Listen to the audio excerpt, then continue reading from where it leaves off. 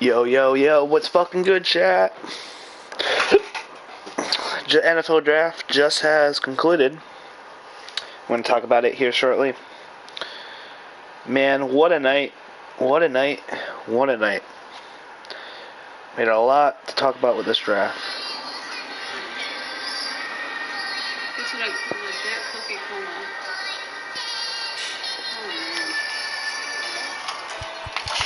Oh man.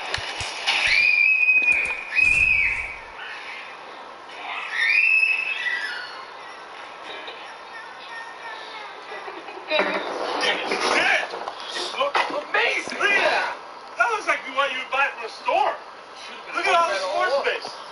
Something to do, Roman. Best movie for every sport, part 7. And these are all based on your responses because I haven't said movies for these sports. For track and cross country, I'm going with McFarland USA. A bunch of you guys have said this is a great one. I know it stars Kevin Costner. It's one of those Disney sports films, so it's probably right up my alley. For whatever reason, I just missed this one. For cricket, I'm going with $1 Million. I got this combo now where it's like a Man, chat. Alright, let's start with the draft, shall we?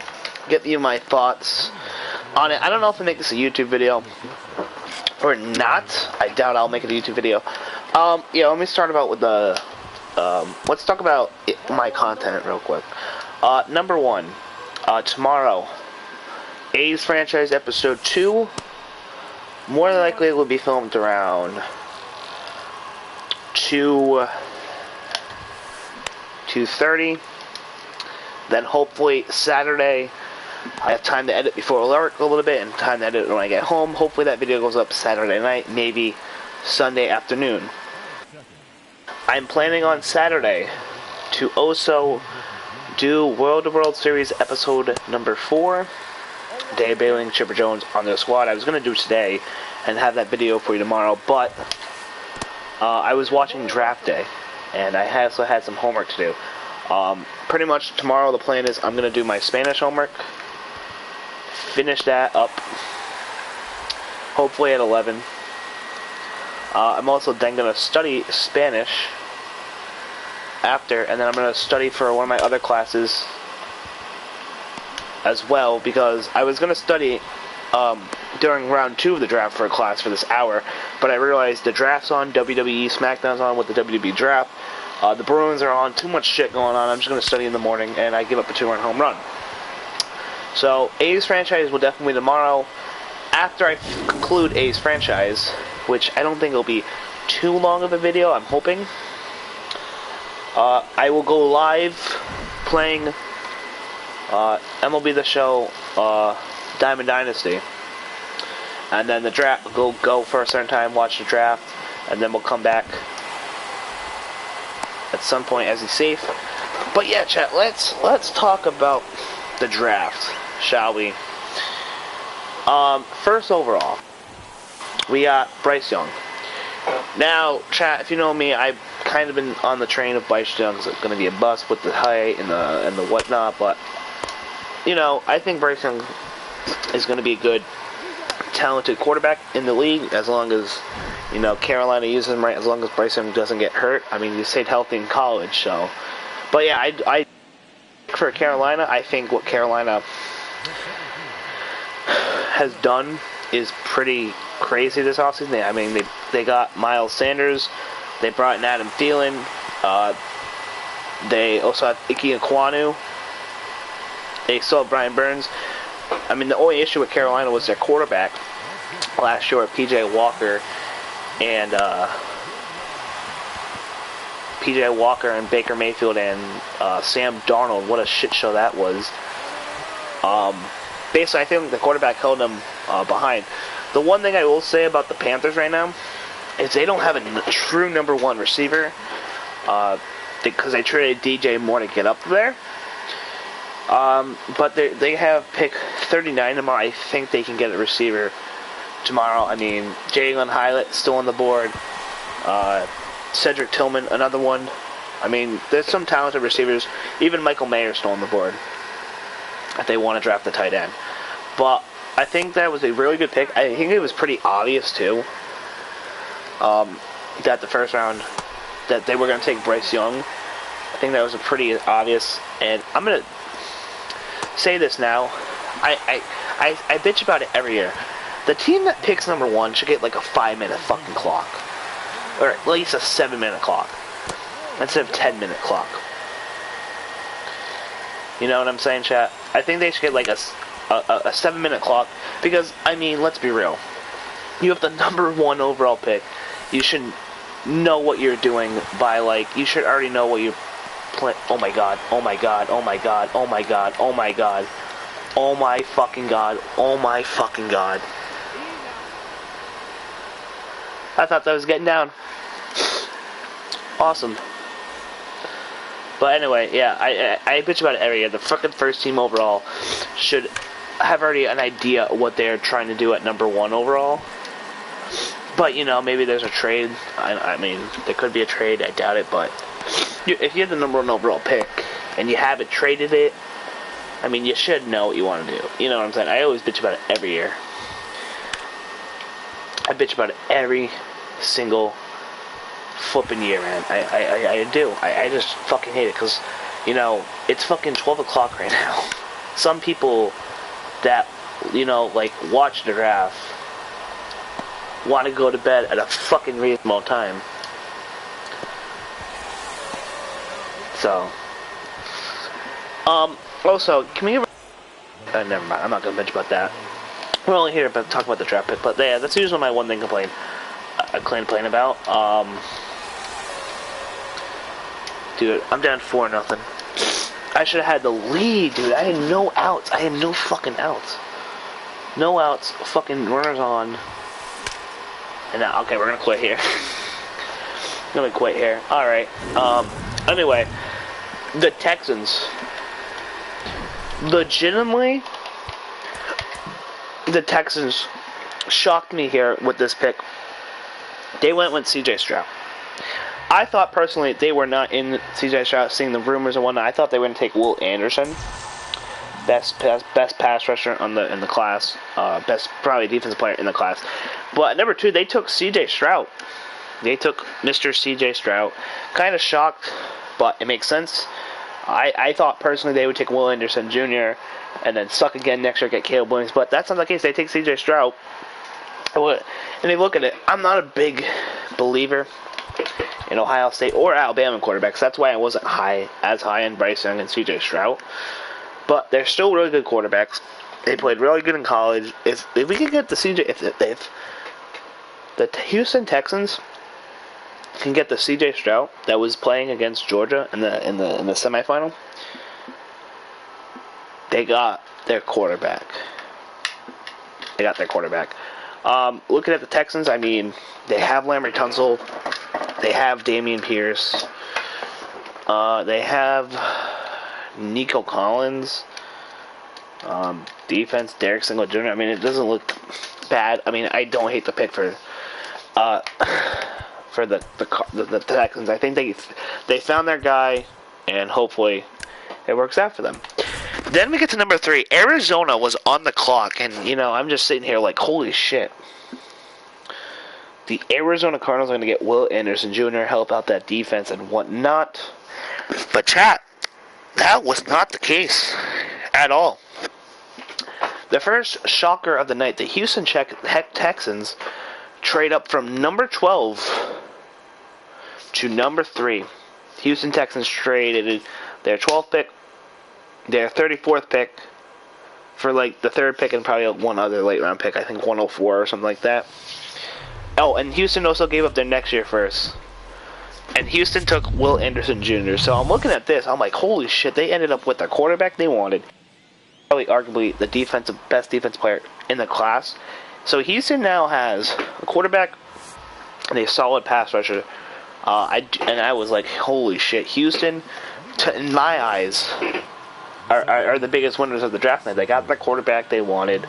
You know, they got their pass rusher that they were going to probably select at 2. The Texans coming away with 2. I mean, the Texans had the draft capital. They could done it. They could easily have done it, but Texans tonight have gotten really 2 good players. One on offense, one on defense. Next up, the Indianapolis Colts, chat. They took quarterback Anthony Richardson. The entire draft process, I thought they were going to go Will Levis, quarterback Kentucky. That was not the case. But they got my boy Anthony Richardson, quarterback of the Florida Gators. Please beat it out, Bobby. No, you're fucking dog shit. But they got Anthony Richardson. I believe they were talking about how the head coach of the Colts, he worked with Jalen Hurts, and I think their quarterback's coach worked with Jalen Hurts. And I think that Anthony Richardson, I think he's going to need some development for them. He needs the development for him. He needs development. They have Nick Foles, I believe, so he'll more likely be the starter, or Sam Ehlinger, or whoever the fuck they have.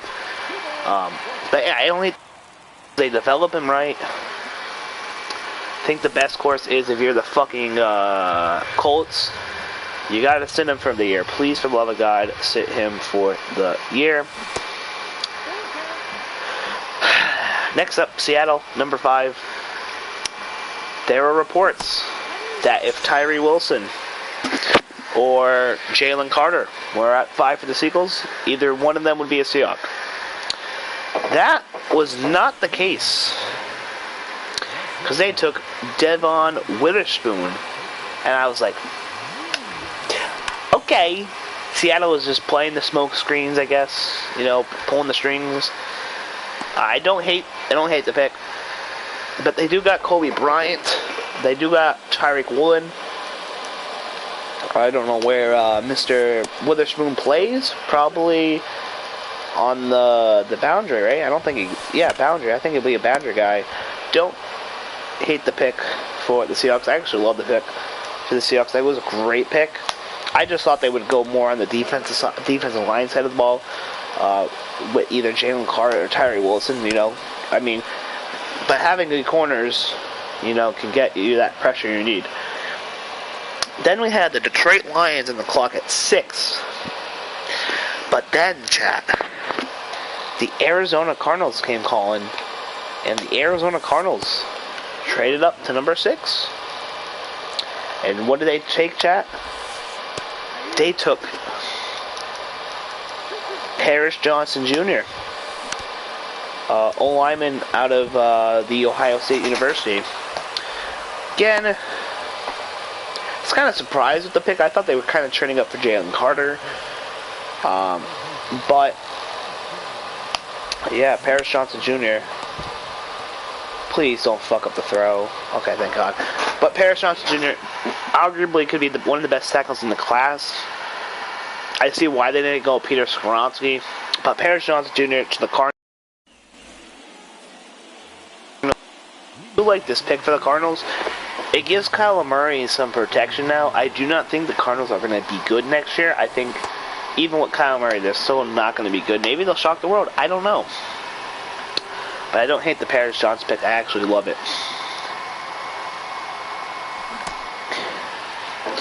Tyree Wilson went to the Vegas Raiders at 7. Again, Suarez, fuck off. Tyree Wilson, he did get a foot injury. I first found out about this. I didn't know he had a fucking foot injury. He had a foot injury. I had no clue about it. That's probably kind of why he fell a little bit here in the draft. I do not hate the pick. I mean, you pair him alongside Max Crosby now. I think Tyree Wilson's going to be good in this league. I like him, man. I'm not paying attention right now. I don't know why.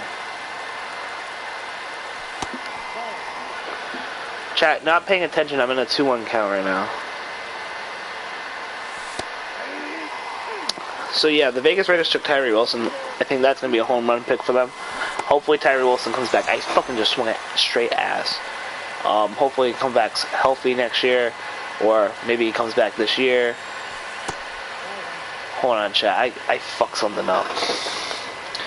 I fucked something up.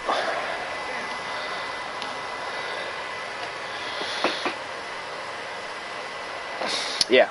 So Tyree Wilson to the Raiders. I got hit by a pitch. Let's go. So yeah, number 8. The Atlanta Falcons took John Robinson.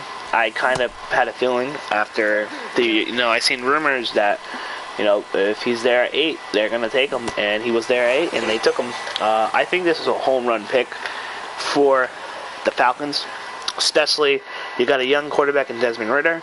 You now give him a running back in John Robinson, who can be, the bell cow for that offense, like that coach Arthur Smith, as I give up a fucking home run there, Mr. Acuna. He had Derrick Henry back in Tennessee. He was a bell cow running back. And now you give him Bijan now, who's probably one of the talented running back prospects that come out since Saquon, maybe, and I give up another fucking home run. What they fucking do? But yeah, I think that's going to be a home run pick. Now, people on Twitter were kind of criticizing the pick a little bit, because they do have Tyler, whatever the face was from BYU that they drafted last year, Tyler Aguilar. I don't know how to pronounce it, but Tyler Aguilar is not Bijan Robinson. Matter of fact, Bijan Robinson is probably 10 times better than him, and that's no disrespect to Mr. Tyler Aguilar. It's just Bijan Robinson is so much better. He can now be the backup. I don't know. Or the next running back in line. I am not playing good right now. Cedric, finally. Alright, we're down 1 here. Do not hate the pick for the Falcons. And especially now, you give Desmond Ridder now Bijan Robinson to be a safety blanket, and who can hopefully help him out. They have Kyle Pitts. They have Drake London. I mean, they're kind of building around Mr. Ridder. And they got a decent offensive line. So yeah, I think the Falcons could maybe surprise people. I do not think they're winning the division, but they could surprise people. Number 9. Can I just say, when we get to that pick later, the fucking Philadelphia Eagles, man, they might have won the draft tonight, maybe over the Texans in my eyes. The fucking Eagles, chat, are going to be stacked again next year. With the 9th pick, they selected Jalen Carter, who many people would say is the best defensive player in the class. He's now going to be paired with Jordan Davis, Fletcher Cox, Brandon Graham, and all of them. The Philadelphia Eagles, chat, they are going to win the Super Bowl next year. I'm calling it now. I'm calling my shot. I mean, they add Jalen Carter, who was, before the Bears traded down, was the number 1 overall pick in most people's eyes. And, dude, they got Jalen Carter now on that squad. Feel bad for anyone who has to face the Eagles, man. Jalen Carter is going to be a stud. The only thing I would worry about him would be the off-the-field issues. But he should be good. Number 10. By the way, the Philadelphia Eagles traded up with the Bears. So the Bears, they basically flip-flop picks. Yeah. So the Bears picked at 10. They took Darnell Wright again. Protection for Fields. I thought they would have maybe gone. I thought they would stay at 9. Maybe take Mr. Jalen Carter, but they didn't. They trade down. They got Darnell Wright, who now going to provide solid protection to Mr. Justin Fields, and that's something you need for a young quarterback. I mean, look at the Bears. I think Claypool's still there. They have Darnell Mooney. They have DJ Moore now. They got Herbert. Is that the running back's name, I think? I mean, the Bears are starting to build something on that offense side of the ball, and you need protection for a young quarterback. I do not hate the move there. The Titans went ahead and took Peter Skoronski, tackle. Many people say he's the best tackle in the class. The only thing is he's got short arms and whatnot. He could possibly move to guard. Some people are saying, again, don't hate the pick for the Titans. I mean, even if he plays guard, tackle, whatever the fuck he plays, he's still going to be good. And the Titans need help at offensive line, especially cutting Taylor and Juan. I think Peter Skoronski is going to be a home run pick for the Titans there. I mean, that's a great pick. Now we get to the 12. By the way, the Lions traded down from 6 to 12. And probably, I don't hate this player. I personally wanted this player to come to the Dolphins. But at number 12, this is probably the worst pick of the night, and I'm still scratching my head about it. Detroit Lions at number 12 to take Jahmyr Gibbs. I remember I was watching it. Lions. I was flipping on my homework. I was reading one of the sentences out loud I was studying. I look up. Detroit Lions select Jahmyr Gibbs. I just sit there for like a minute with a confused look on my face, sitting there, and I'm like, really? Really? You're going to take a running back at number 12. Let me be honest with you, chap. Jahmyr Gibbs in some mock drafts was projected to be like the end of the first round. Okay? Cedric Mullins with a blast there. Like, I don't hate Jahmyr Gibbs. I think he'll be great. But the Lions kind of reached there, especially at number 12. You could have got Christian Gonzalez, who's on the board. You know, you could have probably got Jahmyr Gibbs later, but, you know, it's better to be safe than sorry. Let's talk about the pick and my thoughts on it. I felt like it's kind of a reach. I do not hate the pick, Lions fans, if you're watching. I do not hate Jahmyr Gibbs. I think what the Lions kind of did was say, hey, fuck it, we like this guy. Some team might trade up and get him. I don't hate what the Lions say. They say, fuck it, we're taking our guy. It's just a little bit head scratching. Anyway, the Lions now have 3 running backs that are, you know, good. They have DeAndre Swift, David Montgomery, I think is on a 1-year deal, and now they have Jahmyr Gibbs. Now, let me be honest with you, chat. Lions fans, I know you're probably like, Greg, shut the fuck up, you dick. Alright? That's a good pick. Lions fans, I know you're watching and you're commenting shit, but Lions fans, listen to me. I have the Detroit Lions not only winning the NFC North, the Detroit Lions are going to be playing for an NFC Championship. How you like me now, Lions fans? Anyway, but yeah, they have... Damn it, I took a strike.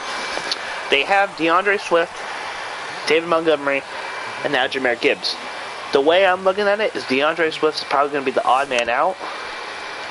He might get traded maybe on Saturday. I think DeAndre Swift could get traded. I mean, he's been having injury shit and injury concerns. But now the Lions, man, I mean, maybe they keep all 3. I don't fucking know. I mean, you look at the Lions right now. They got some receivers kind of suspended. I thought they maybe would have gone Jackson Smith and Jigba. Probably, I thought they were going to take like Christian Gonzalez there. And then 18, maybe take Jackson Smith and Jigba, but of course I'm not. And now again, I don't hate Jahmyr Gibbs. I like the pick. I like the player. Just don't like where he's picked, kind of. That's my whole thing. I think Jahmyr Gibbs will be a beast. But the Lions, I mean, I don't hate it. Do not hate that. I don't hate the pick of Jahmyr Gibbs. I just don't like him being drafted at 12. Especially with the way running backs are nowadays, chat. But, you know, maybe the Lions see something in them. Maybe the Lions are like, fuck it. Jahmyr Gibbs is going to be a stud. And they didn't feel like taking him later because maybe someone trades up and gets him. Or they didn't feel like they wanted to, they felt like they couldn't trade up to get him. I don't know. I just love Jahmyr Gibbs. Hate the fact he was drafted at 12. That's all it is. Hopefully Jahmyr Gibbs work out. But either way, I see it. It now gives Jared Goff now another kind of weapon. Especially with Jameson Williams being out like 6 games. Seth is out. A couple of the receivers out. But we'll see. Green Bay Packers on the clock. Many people... Dude, let me tell you something with the Packers, man. God, this guy ain't swinging, huh? You don't want to swing? Swing, batter, swing. Batter, swing. Batter, swing. Yeah, what are you swinging at, bitch? Shut the fuck down. The Packers, people were saying on social media, hey, maybe the Packers will take a receiver. I legitimately thought, chat, tonight, as soon as the Jahmyr Gibbs and I started Packers on the clock, I'm like, the Green Bay Packers, I have a feeling right now, they are going to take Jackson Smith and Jigba. Like all the years they didn't take a receiver for Mr. fucking Aaron Rodgers, and I give up a fucking home run now. Yay! This kid fucking sucks, and we're giving him fucking... Where'd that sinker go? Where'd that sinker go? I want to know where that fucking sinker went. Not where I... Actually, it went where he just got lucky. I thought they would take Jackson Smith-Njigba. Packers fans fought and wanted Jackson Smith-Njigba. But the Packers just do what the Packers do and do not take a receiver. Instead, they take Lucas Van Ness, edge out of Iowa. I don't really know much about Mr. Lucas Van Ness. I just am going with the hype. I think he'll be a good player. It kind of is a Packers pick. It kind of is a Packers pick. Yeah, it's just a Packers pick. It helps out their defense if you want to put that anyway. Put that in this perspective. It helps the defense, helps the line out. Don't hate the pick. Hopefully it works out. Number 14, the Patriots traded with the Steelers. And I guess the Steelers, and it's funny, the Jets are the next pick. The Patriots traded down with the Steelers. I think kind of took what the Jets pick was going to be. Steelers take Broderick Jones. Tackle from Georgia. I'm swinging at fucking balls. Can we stop that, Mayor Kami? Alright, I gotta warm my pen up too. Hold on. I wanna get a walk. Let's go. Broderick Jones, again, he was, he's one of the top class tackles in the class. He's one of the tackles in the He's one of the best tackles in the class. So, and I felt like it's funny because the Patriots traded down with the Steelers, and I think the Jets were going to take Mr. Broderick Jones. But anyway, many people thought this was to move up for Jordan Addison to pair him with Kenny Pickett again, which that would have been cool to see. But I'm like, why the fuck would the Packers trade up? They were picking at 17? I didn't mean to swing. Why did they move up to 17 to take Jordan Addison when they probably could have got 17? I would have loved to see a Jordan Addison Kenny Pickett reunion, but instead they get Broderick Jones to protect Kenny Pickett, and I love the pick for the Steelers, man. I think that's a good pick. That's a good pick for them. They needed help in the O-line. There you go. Jets on the clock. They selected Will McDonald the fourth. Don't hate the pick. Don't hate the player. I feel like that's kind of a little bit of a reach, because I had him going 32 to the Chiefs.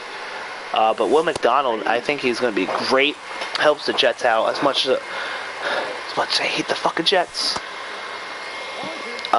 They do get a good edge player. I cannot hit tonight, chat. Holy shit. I was hitting good pretty earlier. Hitting good. 16. Emmanuel Forbes to the Commanders. And I'm actually kind of fucking pissed at the Commanders. Took the next guy we're going to talk about, but we'll talk about him. They took Emmanuel Forbes. Again, I don't know much about him.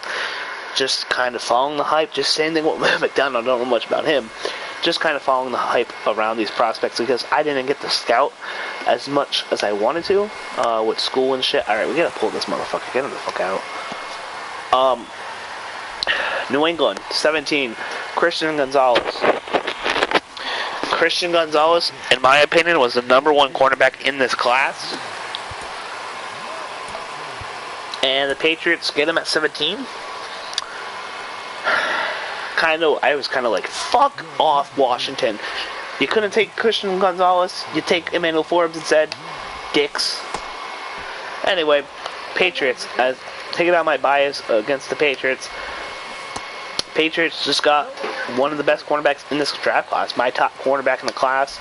I think, going up against Tyreek Hill, Jalen Waddle,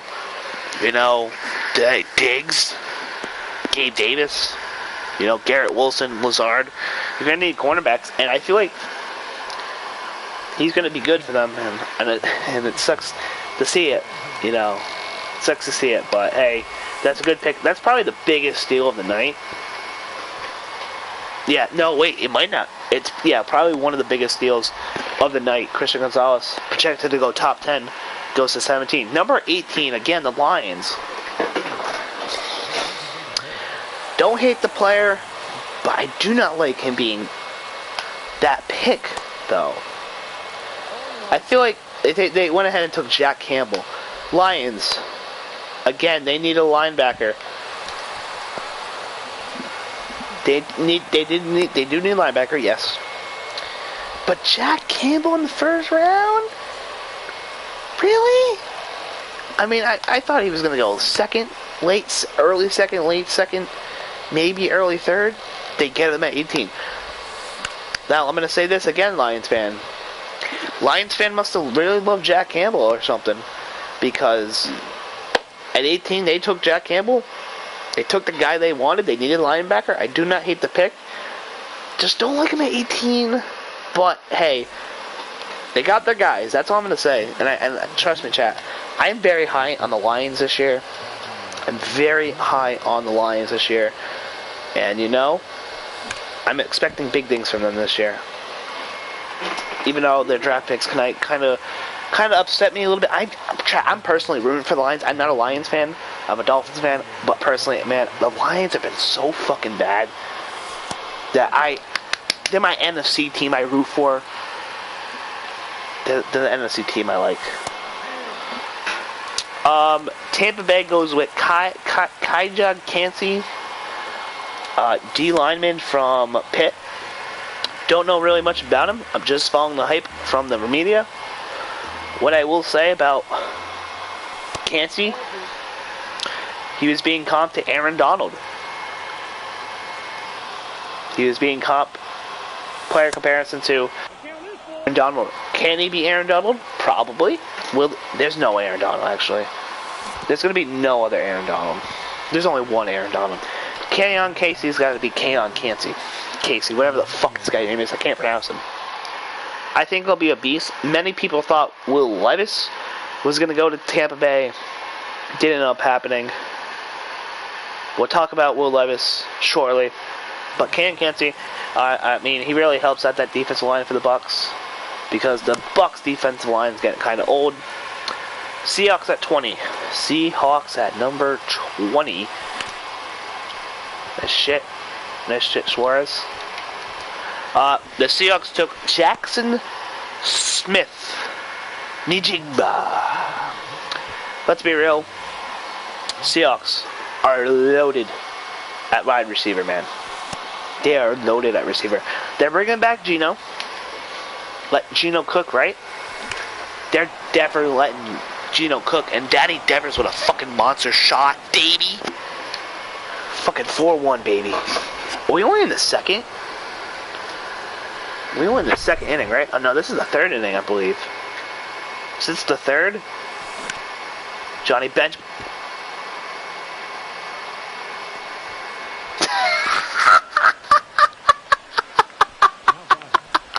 What the fuck was that? Oh my god. That was fucking hilarious. Anyway, Jackson Smith goes to the Seahawks at 20. Seahawks receiver room is loaded.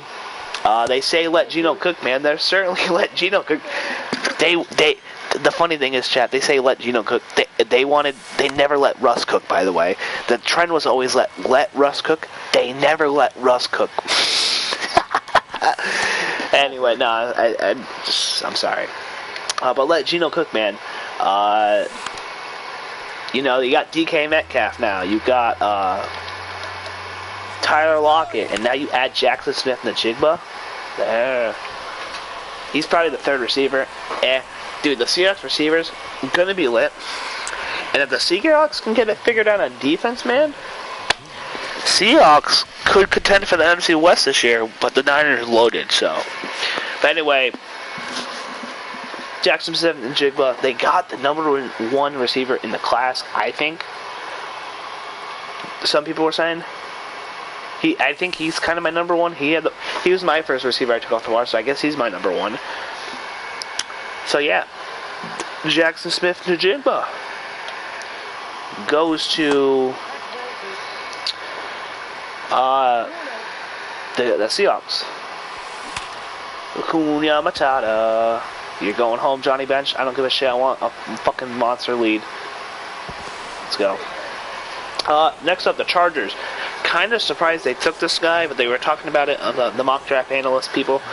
They took Quentin Johnson. I for sure thought they were going to go Michael Mayer. Just seemed like Michael Mayer, Justin Herbert would have worked well. together. But they took Quentin Johnson. Don't hate the pick. Quentin Johnson's going to be a good receiver. The problem is, don't they have too many receivers? I mean, they got Keenan Allen. They got Michael Williams. They got Trey Turner hitting bombs. What? No, they also got Trey Palmer. Josh Palmer. Now you add Quentin Johnson into this team. Hey, you're giving Justin Herbert weapons. I don't hate the pick. I thought Michael Mayer would have been perfect for Herbert and the Chargers, but I guess they felt Quentin Johnson is better. So, don't hate the pick. Love the pick if you're a Chargers fan, man. Quentin Johnson, I think, is going to be a real threat in this league, dude. He was awesome at TCU, man. Don't get me wrong. He was awesome at TCU. I loved him at TCU. He was a fucking beast.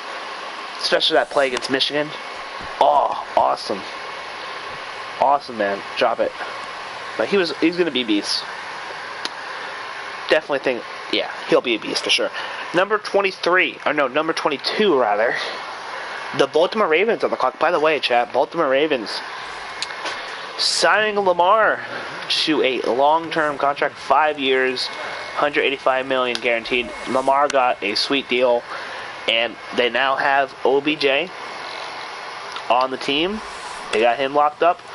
They now drafted tonight Zay Flowers from Boston College. I think someone said he's the highest Boston College drafted player. Someone also said he's the highest player drafted from the Shrine Bowl. Zay Flowers. You add him now with Lamar. You add him with OBJ. You add him with Mark Andrews. You got Nelson Aguilar with the team. Yeah, this guy just gave up. You got Nelson Aguilar, Mark Andrews. They have Devin Duvernay, and who's the other guy? Oh, was it Bateman? Rashad Bateman. So you got him. I don't give a shit. I give it a home run. I'm up 5 more runs. I think Zay Flowers will be great in the Ravens. You just gotta let him develop, kind of. He's a little small, but hey, dude, I gave up 2 fucking consecutive home runs. I want to fucking lose my shit. But again, they're giving Lamar the weapons, man. I will say this. They've gotten him OBJ. They have Mark Andrews still. They got Zay Flowers. I mean, they have gotten him weapons. And now with the new contract for him. Hey, man. Lamar is getting the weapons. He's getting great treatment. I think Zay Flowers will work out well. The Minnesota Vikings at number 23. Many people were saying maybe Will Levis goes here. Maybe Hayden Hookup. Instead, they take Jordan Addison, wide receiver USC. They pair him up with Justin Jefferson. Man, I'm telling you right now, Justin Jefferson, Jordan Addison, going to be a threat in this league. I think Jordan Addison is going to be great. He's a speed demon at USC. I like the pairing. I like the Vikings taking Jordan Addison. I think him and Justin Jefferson are going to be a real threat in this league, man. You watch out. Even with Kirk Cousins at the quarterback, say what you want. Jordan Addison, beast. That's all I got to say. He'll do great. He's going to do great. He's going to do great. Just like Zay Flowers, Quentin Johnson, Jackson Smith, and the Jigba. I liked all those receivers. Going to be great. Giants took Deontay Banks, Maryland corner. Giants need secondary help. Brian Branch could have been cool there. Many people thought they could take a receiver. I guess they didn't feel like trading up or whatnot for one. But Deontay Banks, real good corner. Again, don't know much about him. Just following the media hype. Just follow what I'm hearing. Like Devontae Banks. I think he could be solid for the Giants. I'm going to fucking get the fuck out of this lobby. You're taking too long, buddy. But I do like Deontay Banks to the Giants. The Bills, they took Dalton. They traded up, by the way. By the way, the Jaguars had 24. They traded down to 27. Or they traded with the Giants. The Giants go from 24th to 25th. Or the Jaguars go 25th. Giants go to 24. Jaguars trade down to 27. And then the Bills trade up. And I like the Bills trade up. I hate the Bills. But if you're a Buffalo Bills fan, I love you. I just, friendly banter on this channel. this is another kind of head-scratching pick for me. They took Dalton Kincaid. And I'm like, Dalton Kincaid, love him, fantastic. But I'm just sitting here. You really traded up 27 to get him? Now, it made sense. He's probably going to go to the Cowboys if the Bills didn't trade up. But I'm like, sitting here, I'm like, the Bills traded up for this guy. Don't they have Dalton Knox? And I'm like, they have Dalton Knox. This doesn't seem to make a lot of sense here, but I think the Bills can use him well. Dalton Kincaid. Again, I seen him at Utah Beast. He's going to probably be a beast for Buffalo. I think you're going to see a lot of 2 tight end sets. Probably. With the Bills. I was just sitting there like, Dalton Kincaid, you traded up for this guy. Why? And I'll be watching the Buffalo a lot this year. And Dalton Kincaid is going to be a beast, and he's going to show me why. I mean, I don't know. I'm just giving my thoughts shot. I think Dalton Kincaid is going to be a beast. I hate that he's going to Buffalo. Cowboys, 26. They took Mazi Smith, defensive lineman of Michigan. Now, let me tell you something. Last time the Cowboys took a D lineman from Michigan, it didn't work out well. Taco Charrington. Remember him, Cowboys fans? Now, I don't understand Cowboys fans. I've seen some Cowboys fans on Twitter tonight like getting pissed off at this pick, going after Jerry Jones. I'm sitting there like, what the fuck? Like, Mazi Smith was a beast at Michigan. I think he's going to be a beast in the NFL. And you look at it this way, Cowboys fans. That defensive line is fucking brutal. DeMarcus Lawrence, is he still with the Cowboys? I'm pretty sure he is. He'll be coming back fully healthy. You have Micah Parsons, and you're adding Mazi Smith, who can hopefully provide, depth, be a beast, and whatnot. Like the Cowboys, your defensive line is fucking stacked right now.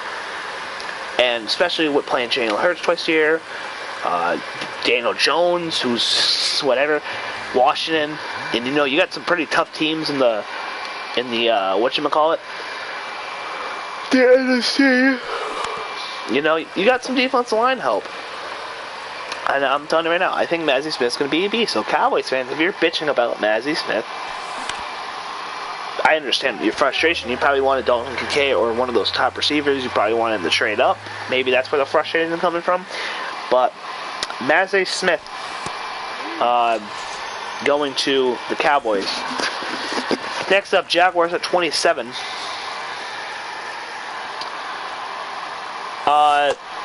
They took Anton Harrison. Again, I don't know much about Anton Harrison, except that he's got drafted to the Jaguars. I don't hate the pick. Jaguars do need offensive line help, so sure. Don't know much about Anton Harrison. Next up, the Bengals. Probably also another team got a fucking steal tonight. The Bengals at 28 take Miles fucking Murphy. They take Miles Murphy, chat. The Bengals, probably one of the steals of tonight's draft.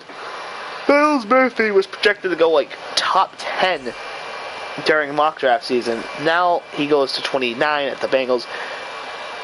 Bengals. Steal of the draft possibly tonight. Miles Murphy was a beast at Clemson. He's going to be a beast here against with the Bengals.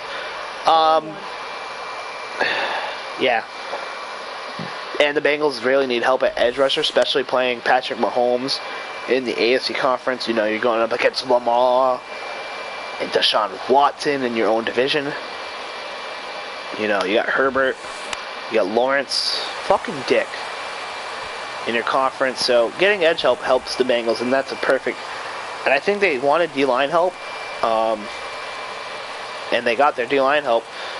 Are they gonna cut that guy that hit Mahomes off the side? Are you fucking kidding me? Cedric Mahomes is a liability in the field. But oh my god, go ahead. Oh, Murakami, you got a fucking god. Yeah, I think Miles Murphy is gonna be a beast.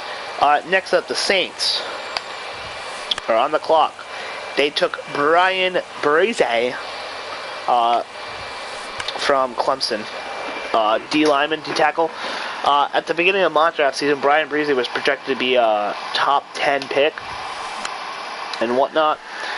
And then all of a sudden he started falling. Some people had him going second. Some people had him going late first. And look at that. He's going late first, 29 to the Saints. Personally, Brian Brzee, I'm rooting for this kid.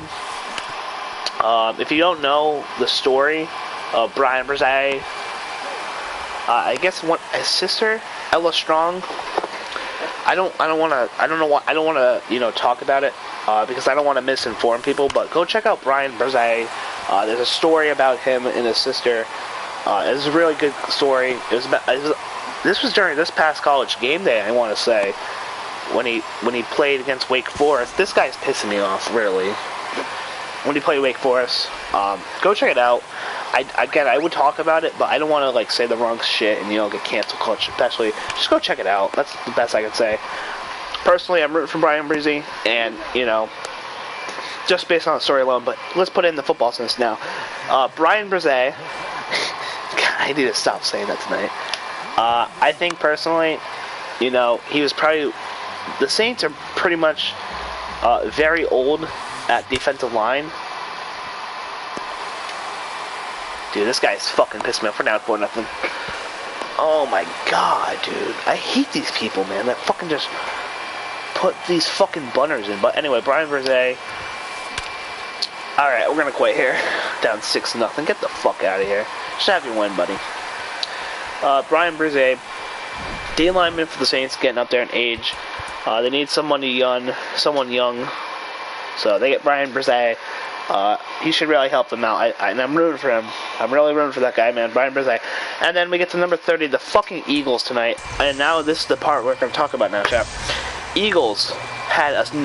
So the Bengals, Patriots, and the Eagles had steals tonight. At number 30, the Philadelphia Eagles select Nolan Smith. They selected Nolan Smith. And I'm just like, holy fuck. And then Nolan Smith is now a Philadelphia Eagle. Chat, look at Philadelphia's defensive fucking line. And you're going to be like, Greg, holy fucking shit. What a fucking defense line. And I'm going to be like, yeah. What a fucking defensive line. Yeah. Dude, the Eagles are stacked on defense right now. They are just stacked on defense, specifically the defensive line. Rest in peace whoever has to face that Philadelphia Eagles defensive line, man. What a steal. And look at this way, chap. The Philadelphia Eagles got Nakobe Dean, Jordan Davis, Jalen Carter, and now Nolan Smith. 4 of those members were on the 2 championships that Georgia won. And it's crazy. I think Nolan Smith's probably going to be the steal of the night. Nolan Smith, Christian Gonzalez, and Myles Murphy are probably the steals of the night for me. And then 31, Chiefs take a Kansas State guy, the hometown boy, if you want to call it that way. I don't know if Kansas State's close to... But Kansas State, Kansas City. They take Felix Nduku Uzama. I believe that's how you pronounce it. I probably butchered that shit. But yeah, he goes to Chiefs, and the Chiefs need help at the pass rusher, especially with losing Frank Clark. So chat, that's basically round 1. Round 2 is tomorrow. Round 2 is tomorrow.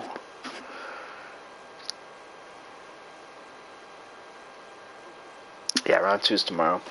Let's talk about what happened tonight. Will Levis out of the first round after being rejected into a top 5 pick. Top pick. Yeah. Oh, mock draft season. Where will Will Levis go? I'm looking at teams. We got Detroit 34, Rams 36, Seattle 37. I don't think Seattle is going to take Will Levis, only because they passed on him twice tonight. You got the Raiders at 38, but I don't know if the Raiders are going to take him because they passed on him at 7. Maybe Atlanta at 44, maybe New England at 46. Maybe Washington 47. That's basically where I see Will Levis going. But yeah. We also got Joey Porter Jr. that didn't go in the first round tonight. I personally think he goes tomorrow first in the second round to the Steelers.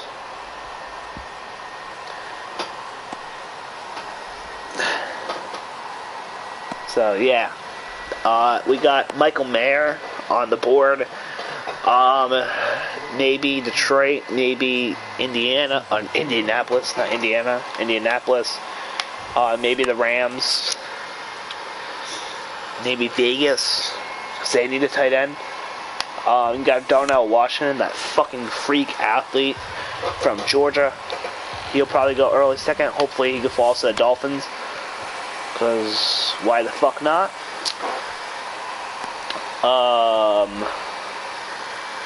Who else? We got Keon White, Brian Branch, Joe Chipman, B.J. Olari, Cody March, Osiris Torrance, Jan Hyatt, Luke Musgrave, Trenton Sisson, Sam LaFleur.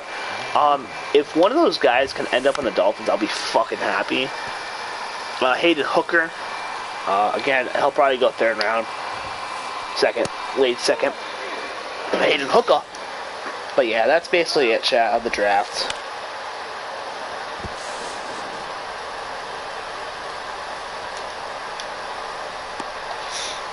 Damn, if I would have got a perfect thrown. Yeah, but that's not the draft I want to talk about, man. But yeah, it was a really crazy night. Fun night, man. I wish I could stream it live with y'all. But, like, I don't have, like, a setup.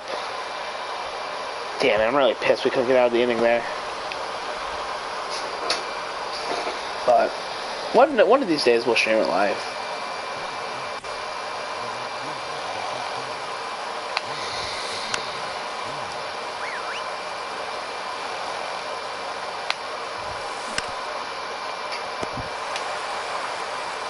Are you fucking kidding me?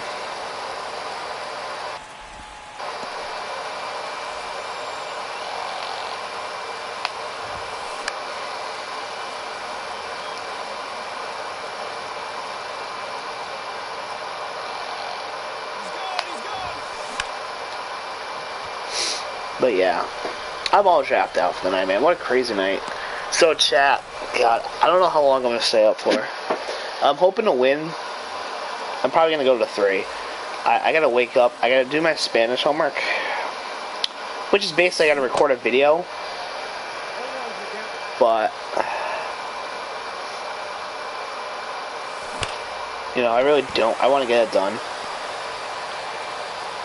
I got to figure out what time the draft starts tomorrow. I think it's 7. I'm pretty sure it's 7. I gotta make sure A's franchise gets videoed tomorrow. I also gotta make sure I gotta study for Spanish. I gotta test Tuesday, and I gotta.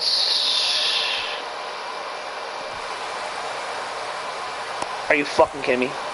He went the set. Aw, you fucking piece of shit. What do you want? 0-1's the count. Who do you want the Dolphins to draft tomorrow? Whoever. I personally want the Dolphins to trade back. I want more fucking picks, man. I want as many picks as we can get. Man, if I didn't go to second. Alright, tie the game up. That's all we can ask.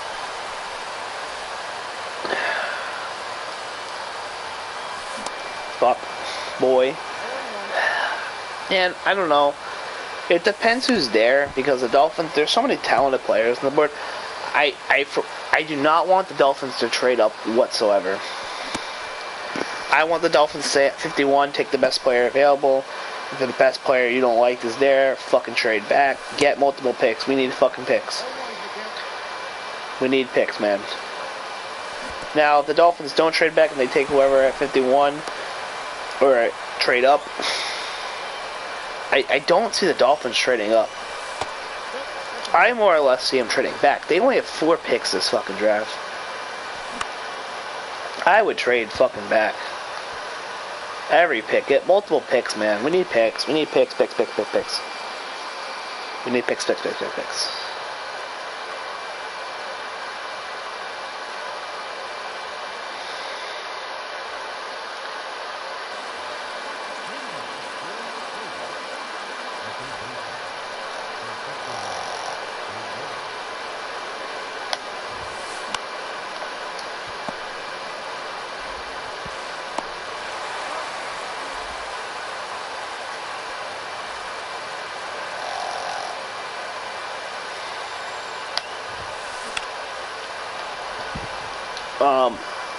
Dude, I got so much shit I gotta do. I'm hoping to wake up at 10. By 11, I wanna record my the video I gotta do. Yeah, it's basically I gotta record a video for Spanish. I'm hoping to wake up 10. You know, fully up at 10:30. Start recording. Get it finished. Then. Yeah. And then I want to study for Spanish for at least an hour. I want to be done by like let's say 2. I want to be done. I want to be done by 2 because I want to do 8. I want to do the Rule 5 draft, MLB. I want to do Ace franchise tomorrow, so that way I can have it hopefully done by Saturday night.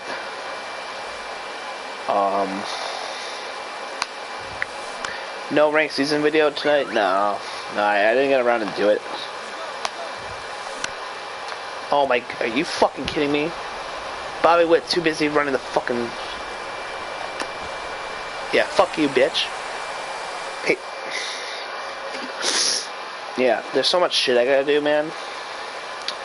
I mean, the class I have Monday, I mean, I don't need to study for it as much. Plus, also with Spanish, I do not have to work Monday, so I could just basically study all day Monday when I get home, which would be great. Fucking dick. Yeah, I'll be able to study all day Monday for Spanish. That's why. I mean, the only thing I gotta study for Spanish is like, I need to kind of review the stuff that we've been working on, and then I gotta review some other stuff. But yeah, will you be live Saturday? Saturday night is probably gonna be a yes. Will you be live Monday? I do not know my content. Oh shit, I gotta do that right now. I gotta register for something for my Spanish class. Yeah, I'll do that. I keep forgetting it again. I'm like, oh, I'll do it tomorrow. Yeah, I gotta get it done by like Tuesday. Yeah, so right now the content schedule is probably gonna be irrelevant until Sunday. I gotta figure out a plan, because more than likely on Wednesday I will be. I can tell you right now, chat. I have no clue what I'm gonna be doing. Like 2 weeks, I don't know, chat. Will we see Ace franchise next week? That's the thing. I don't know. Like, I gotta figure out like what I'm doing. I have Monday, Tuesday, Wednesday off from work. Like, there's so much shit I gotta do. There's like after basically Tuesday. Oh, wait a minute. I just realized something. Fucking ass, I give up a home run. Wednesday I get out at 1:10. Or I used to get out at 1:10, but now that the class will be finished Monday, I'll be getting out at 11:15. No, because I think what I'm gonna do is Tuesday is my Spanish in-person final, so I'm probably gonna do the online final Wednesday, so that way it's done. I'll have 2 classes done, but then I also gotta study for like 3 classes. Like 2 of the finals I have are one's online, one's in person. But I also gotta figure out if I work or not. Cause I gotta see if I gotta switch with somebody at work to take a Monday, just because. I have to shit, so after this game I'm gonna go take a poo. He's gonna beat it out. Alright, let's go. Winning run at the plate. I wanna steal, but I feel like, no. Yeah, dude, I got so much shit. So that's why I'm debating on, I'll 3 or 2 videos Saturday. Like, I don't know. Plus, Thursday I work, but Thursday I have the day morning off, so that's when I can do my Spanish shit. I should have maybe stole. Alright, we still got the winning run at the plate. But I'll be wait. I gotta shit so bad. Hold on. Oh god, I gotta poop. Oh god. I need to hit. Oh god. Oh god. I gotta poop. Oh my god. Please get out. Alright. You know what? Fuck it. Just go to second. I'm gonna go poop.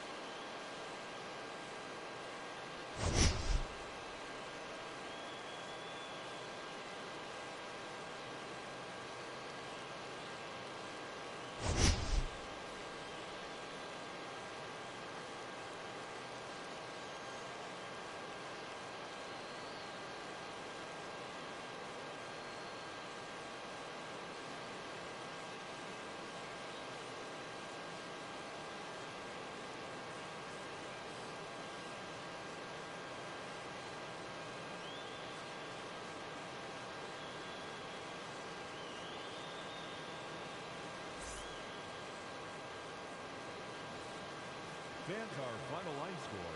First for the victorious visiting team, 2 runs, 7 hits, no errors. They left 4 men on base. For the home team, 1 run, 4 hits, no errors. They left 2 men on base.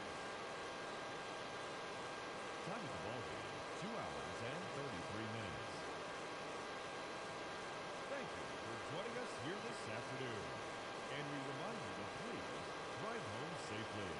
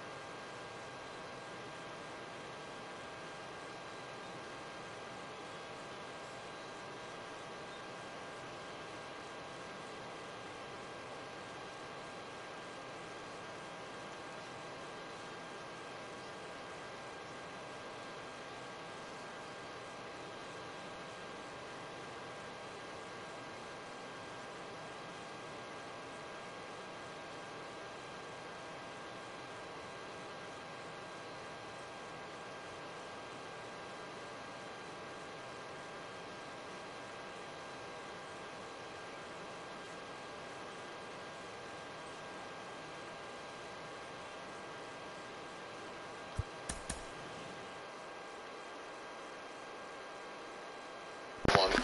I'm back, champ. Roadhouse real quick. Let me slide myself over. We're going to look at best players available over here. Actually, you know what I'll do? There you go. Much better. Do that. What I was going to do. Oh, I got to go this way. Okay. So you're looking at best players available according to PFF here. And some of these guys, you know, like Brian Branch and Michael Mayer and Joey Porter Jr. and Osiris Torrance, still being available, especially these four right here, is very surprising. Now the Dolphins picked 20. Yeah, 51, picked 20. So they got to wait 20 picks, right? So say, you know, the best went off the board, boom, boom, boom. Maybe you're looking at 1, 2, 3, 4, 5, 6, 7, 8, 9, 10, 11, 12, 13, 14, 15, 16, 17, 18, 19, 20. You're looking at Cody March, or like Luke Whippler. You're looking at these types of players here, right? But you know the drafts are not going to fall that way. So the fact that Darnell Washington, the fact that Michael Mayer is still available, now I don't see him making it anywhere near pick 51, but the fact he's still available, Brian Branch, the fact that Will Levis is still available, very surprising to me. Dwan Jones, if he falls to the Dolphins, that would be incredibly surprising. Take a first look at him, Jones' size, presence. So many issues for his opposing defenders. Here's what you want to know. Why? Why is he still there? Jones has mastered the art. They'll go after Dell. I think I had Jamari Gibbs on there. I'm surprised where he went. Zach Charbonnet. You don't even see him on here. He's down a little bit right here. Possibility. But again, I don't see the Dolphins taking a running back at 51. I think if they are going to go running back, I think they'll go after Dalvin Cook, and I will talk about him in a second. And I think that...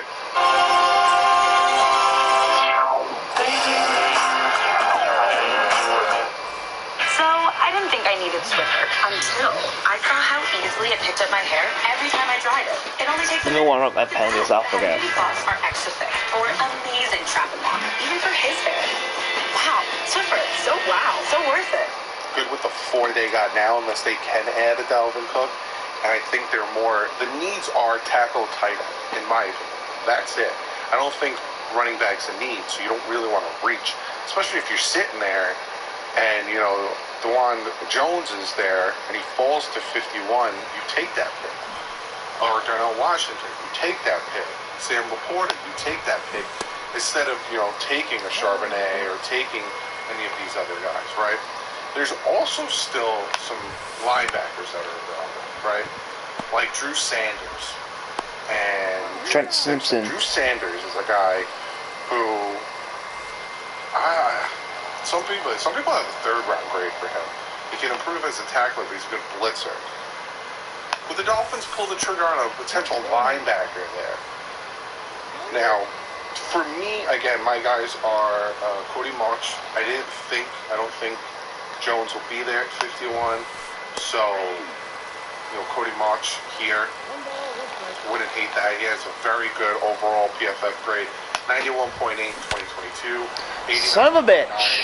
In 2021, and 82.8 in 2020. He got better every year at tackle, and just continues to trend in the Oh, right go direction. fuck yourself, pussy. Pass protection. What is his role? He's a center/guard, where he wins his quicks. March is arguably the most athletic offensive lineman in the draft class. You don't need to be seeing this, bud. Effective at lighter weight because of his ability to get into defenders' pads so quickly in the run game. He's 6'5", 300. Okay, fuck off. 24 years old. Cody March is a player that I'm looking at 51. So, again, if you guys are asking me, who would you take at 51? I would take Musgraves. I would take Laporta. I would take March. I would take Avila. And I don't see anyone else getting there. So I'm looking at Avila. I'm going to write this down so I got it for tomorrow. I'm looking at Avila. I'm looking at Avila, March, Musgraves, or Laporta. Or what I'm looking at 51. But if the Dolphins decide they want to go in a different direction and a player falls, like, say like Brian Branch falls all the way to 51, I wouldn't be upset about them taking him. Joey Porter Jr. These are guys that you're looking at, okay, Xavier Howard is moving on next year. Who can we bring in to replace him?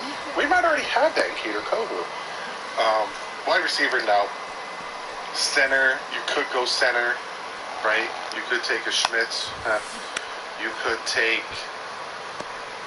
a Whippler, move Carter Williams back to guard. Some possibilities, but I think the way that this draft fell, the Dolphins have a ton of possibilities at 51. Now, a question I get asked a lot is trade up.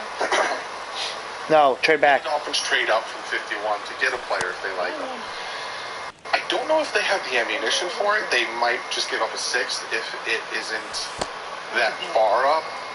You know what I'm saying? Like, if it's and they're okay with taking a sixth, or if they're okay with taking a Cedric Wilson. Hey, we'll send you Cedric Wilson in this just for us to move up a few picks with a certain team. Trade back.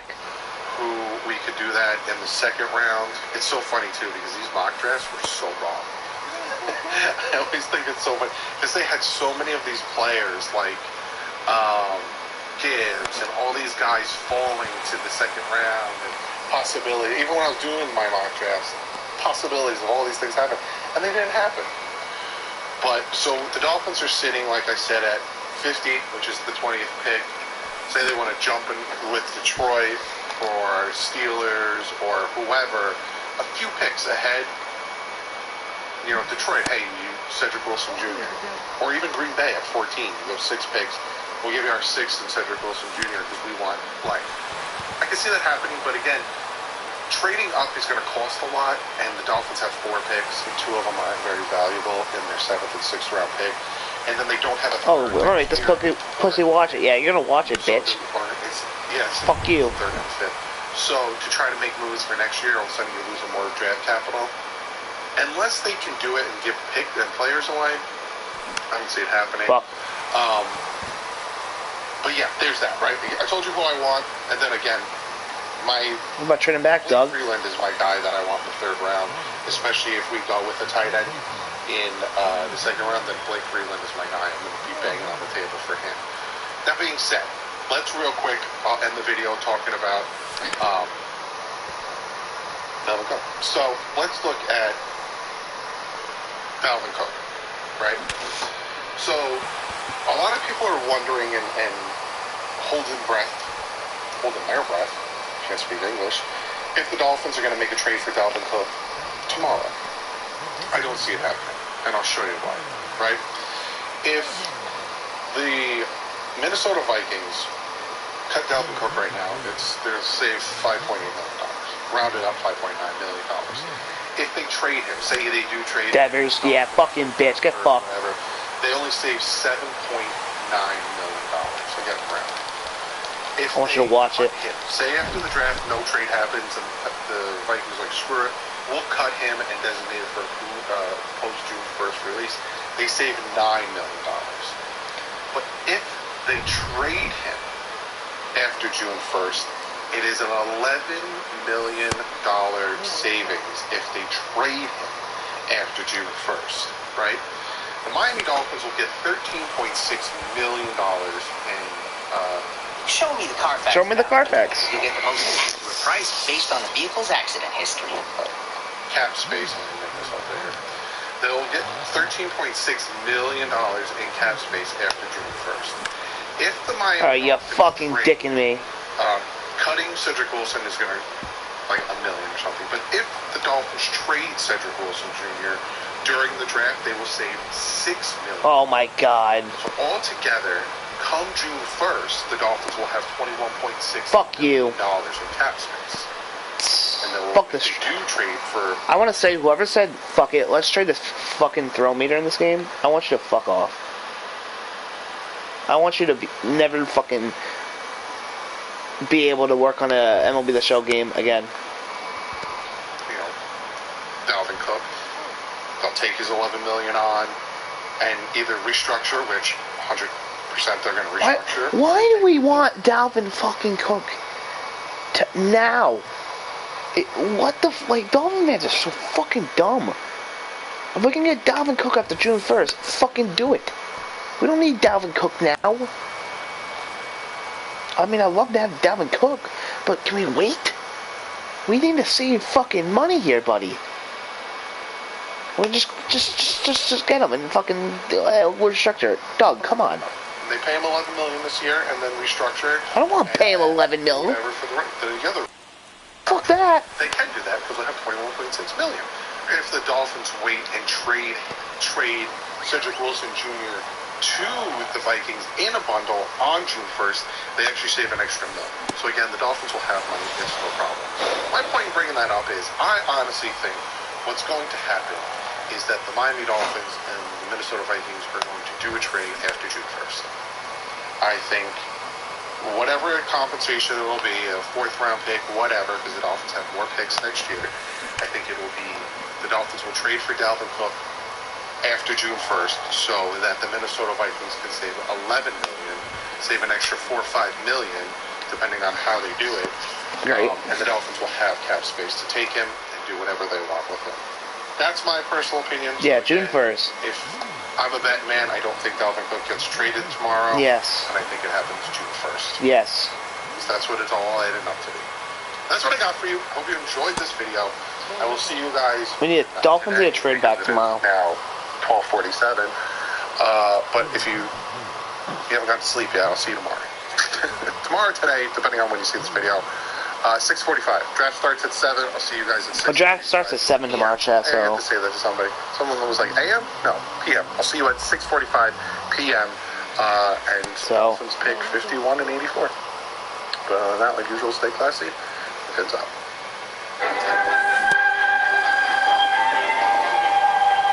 I want to do a 2nd-round mock.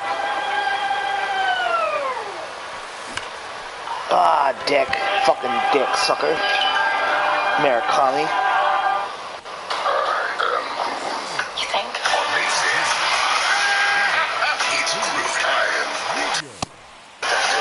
So if we learned anything Thursday night, it's that the NFL draft this year is going to be as unpredictable as ever, with shock pick after shock pick in the 1st round. Those were the rumors, and they came true.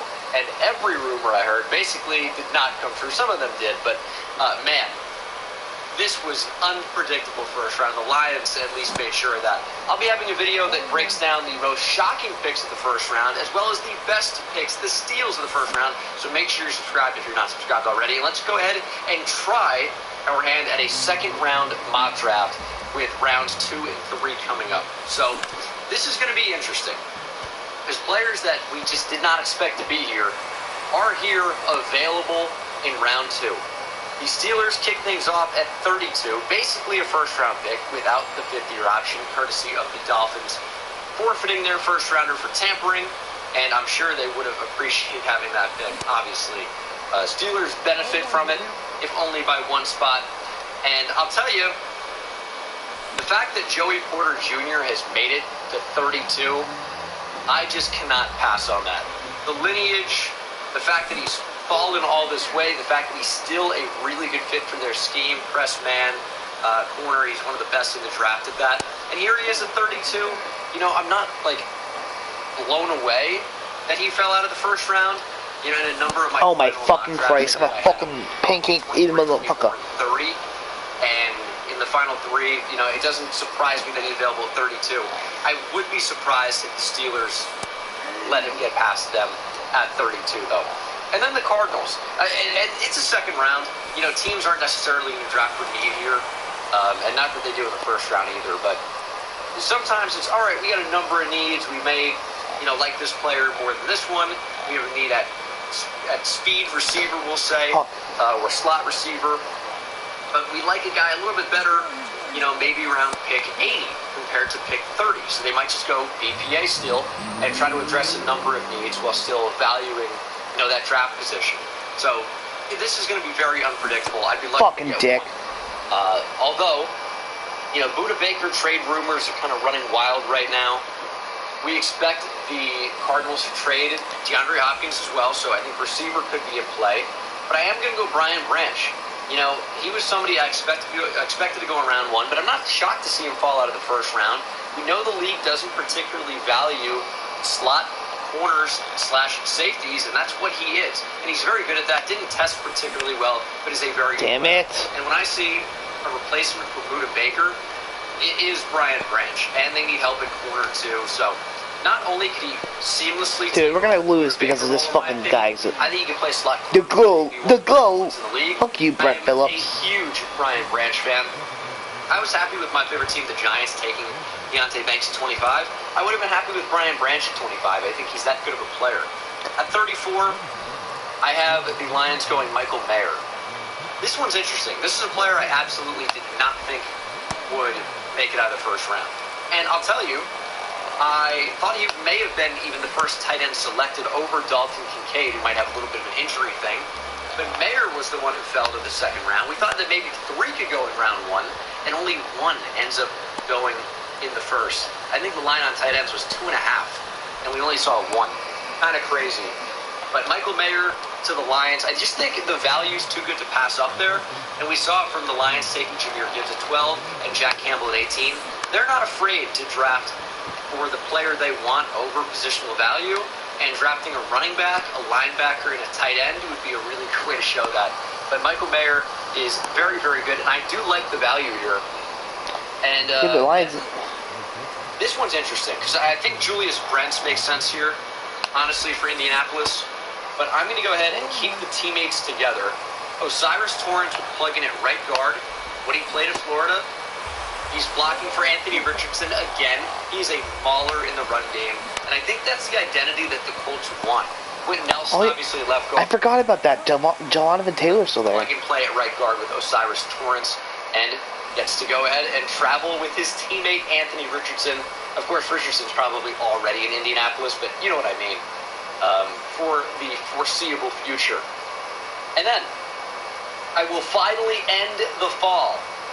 You know, Eric Galco, the East-West Shrine Bowl director, I believe his title is director, predicted the Rams to trade up into the first round to grab Will Levis, pick up the 5th-year option on him.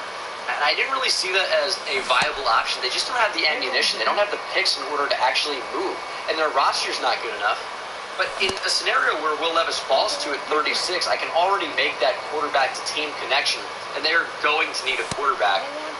I think Will Levis makes sense at 36. Now, what I would like the Rams to do with this spot, if I were them, is to trade down and actually accumulate picks. They need to fill so many holes on their roster, so I could see this being a trade down. But Will Levis is sitting there. You might just say, hey, the value's too good to pass up on him.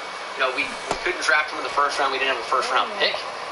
But who's to say the Rams wouldn't have taken Will Levis if they picked at, what was it, number 5 overall were the Lions, or 6 overall? I think it was the Rams' actual first-rounder. Of course, the Lions had it, and they traded down. But, you know, there are a number of different ways that could go. And I do think, moving on here, I think Steve Avila is a great fit for the Seahawks. I tried to mix a lot of the top 30 visits together, and there were some teams, like the Lions, for example, who, interestingly enough, did not have top 30 visits with either of their 2 first-round picks, and that's not unusual. But I almost wonder if they're completely doing smoke screens with their top 30 visits. And they met with a number of tight ends. None of them were Michael Mayer, by the way, so that's maybe something to monitor. At number 30, the Raiders, we got DJ Turner. You know, the order that these quarterbacks go off the board is going to be interesting. I just think can't lefty, bro. Speed. Come on, Johnny. As well as man coverage ability. I think watch him pull his picture. For the Raiders who need cornerback help. Panthers at 39. Looked at a bunch of different options on this one. I eventually ended up settling on that they need edge help pretty badly. No, they didn't receive a Bengal. I decided to go with B.J. Ojulari from LSU. Now, some teams, you couldn't really find sources. What the fuck? I'm not fucking pressing the fucking X button. I don't typically like our experiences. That time I did. World of emotions. Who they brought in for top 30 visits. And as I've said, top 30 visits don't necessarily mean a player is going to go to a certain team, although I did factor that in with some of these. For example, Well, you'll see some. I don't think I've had any up to this point, but Will Levis might have gone to the Rams. I can't recall. For the 40th pick, I don't know how I feel about this one, but I do think these running backs are going to go off the board here in round 2. We saw Jahmyr Gibbs go early. We saw Bijan Robinson go early. These guys went earlier than we really expected by a lot. I think the same could happen in round 2. A guy like Devon Achane, you appreciate his unbelievable speed. I think he would add an element. I need fucking 6 wins. Home run hitting ability into that offense. That, they have some home run hitters. You're going Brian Brzee at 29. Could also see it going a number of different directions as well. As I said, it's kind of tough. And then you look at the Tennessee Titans, and for all the reasons I think they may have liked Zay Flowers, I think they could also appreciate Josh Downs in the slot. So receiver at 41, he doesn't often run on receivers in that 20 to 23 range. I think we saw maybe the Chiefs would take a receiver. But Josh Downs, good value at 41. They kind of like that slot style of receiver. And then I have the Jets going DeJuan Jones. It's good. It's just he hasn't been able to stay healthy, which I think is true here in Peyton Turner. The guys that we think are going to end up going high because the league values them just end up going high. Keon White was a draft invite, and just because he's a lot more athlete than anything else right now, he has upside. He has potential, and Falcons get to keep him in state. Incredibly smart guy. I think he is majoring in engineering or something like that. So a lot of pretty impressive things about him. Incredible athlete, and also fills a position of need for the Falcons. Help on the defensive line. Kind of inside-outside player. Keon White's a fun one. Packers at 45. I am going to go with receiver here. And Marvin Mims feels like a Packer. A little bit, but are we? It's Jonathan Mingo from Ole Miss. One of the best blends of height, weight, at least profile. I think you could like Adetomiwa Adebawore. To me, I think it's going to end up being a top 50 pick. Finding the exact slot, though, is what's going to be, I would say, especially difficult. And then for the Bucs, I'm going Hendon Hooker, quarterback from Tennessee.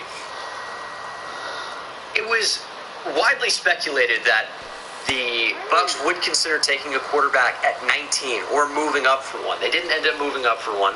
They stayed put, and they drafted Elijah Cansey, which was a surprise. It was a big surprise.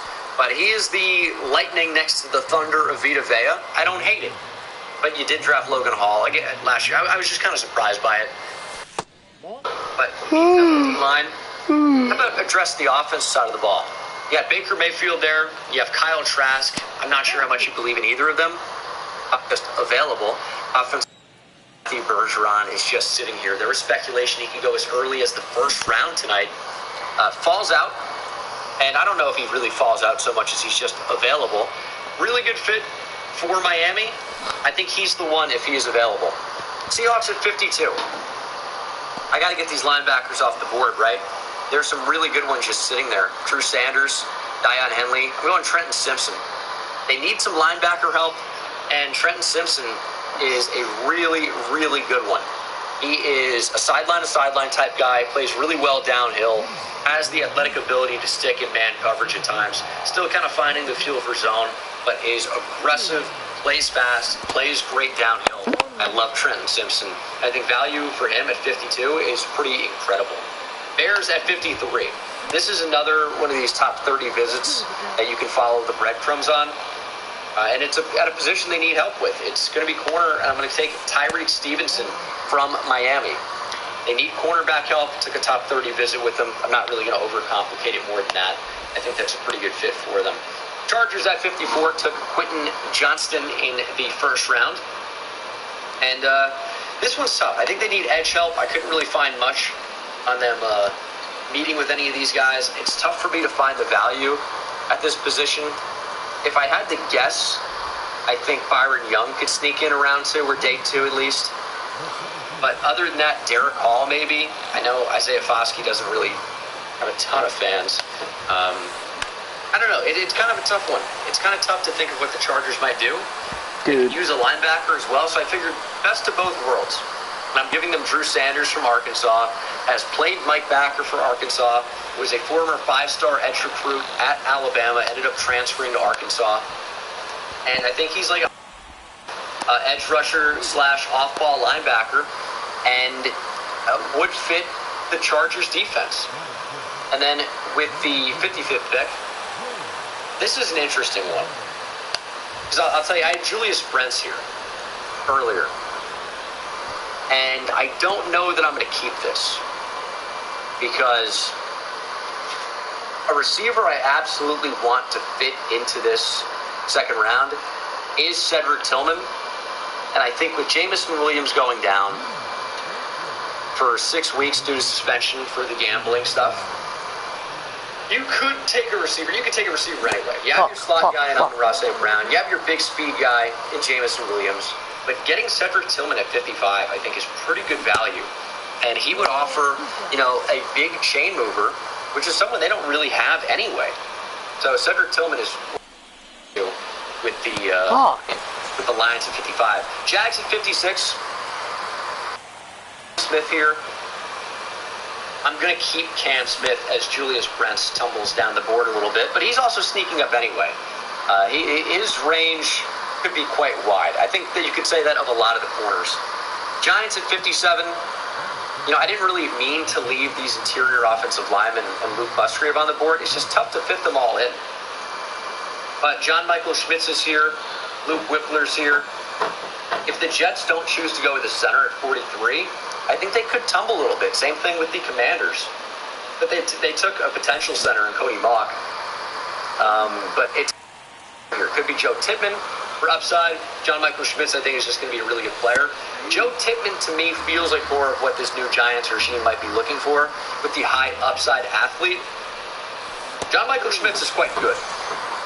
Wandale Robinson was a second-round pick. 2 picks. I had Thibodeau, I had...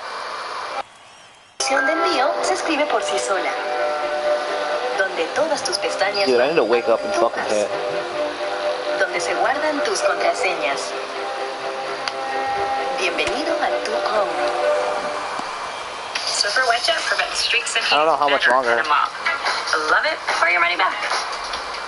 Say exactly what they would do in this spot, but I think Joe Tippmann makes quite a bit of sense there. Cowboys at 58. I mean, these tight ends are just sitting here. And I thought they would go Dalton Kincaid if he was available. He got taken right in front of them by the Bills. And I think the Bills knew that Kincaid would be the pick at 26. They pivot to Mozzie Smith. Here they are again, and some really good tight ends are available that maybe they would have considered in the first round. Sam LaPorta, Luke Musgrave. I'm going to go Luke Musgrave. And he just seems like a cowboy. He was somebody that was injured last year, but profiles to be a monster. Lightweight speed freak, another one of these guys, maybe the most athletic tight end in the entire class, vertical threat for the Cowboys to replace Dalton Schultz. I know you can like their tight ends, what they have there right now, in Peyton Hendershot, Jay Ferguson, but they do not have Grave, and I think that could definitely be something they look to do. And then we have the Buffalo Bills at 59. I think interior offensive line still makes sense for them. Now here's one of the things about that is, we don't need a guard, we don't need a center, whatever. You can never have enough depth on the offensive line. Injuries can maybe he's just your starting center of the went extraordinarily well, but I think he tested pretty well. It's true. I drafted Zach Charbonnet in the rough draft of this. I'm actually Dean. Patrick Mahomes is just too much to pass on. And you look at the receivers they have on roster, it's not Jalen Hyatt. It's not the speed of Jalen Hyatt. It's Guy Moore in the slot. Kadarius Toney slot / gadget. You lose Juju Smith-Schuster. Jalen Hyatt can absolutely win over the top. Didn't test extraordinarily well. He's got the game speed. You turn on the tape, he is flying by people. And he's just a long strider. He's smooth. He's got good ball skills. It's just, that's kind of what you worry about right now, is that's all he has. He runs by people and he has good hands. But that is extremely valuable as a field stretcher and as an insert into the Chiefs offense. Man, that feels like a lot of fun. And that's going to do it for this second round mock draft. Let me know what you guys think.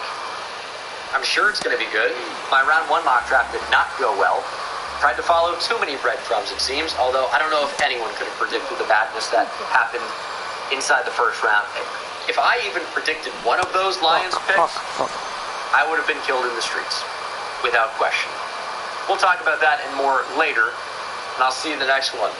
Take it easy.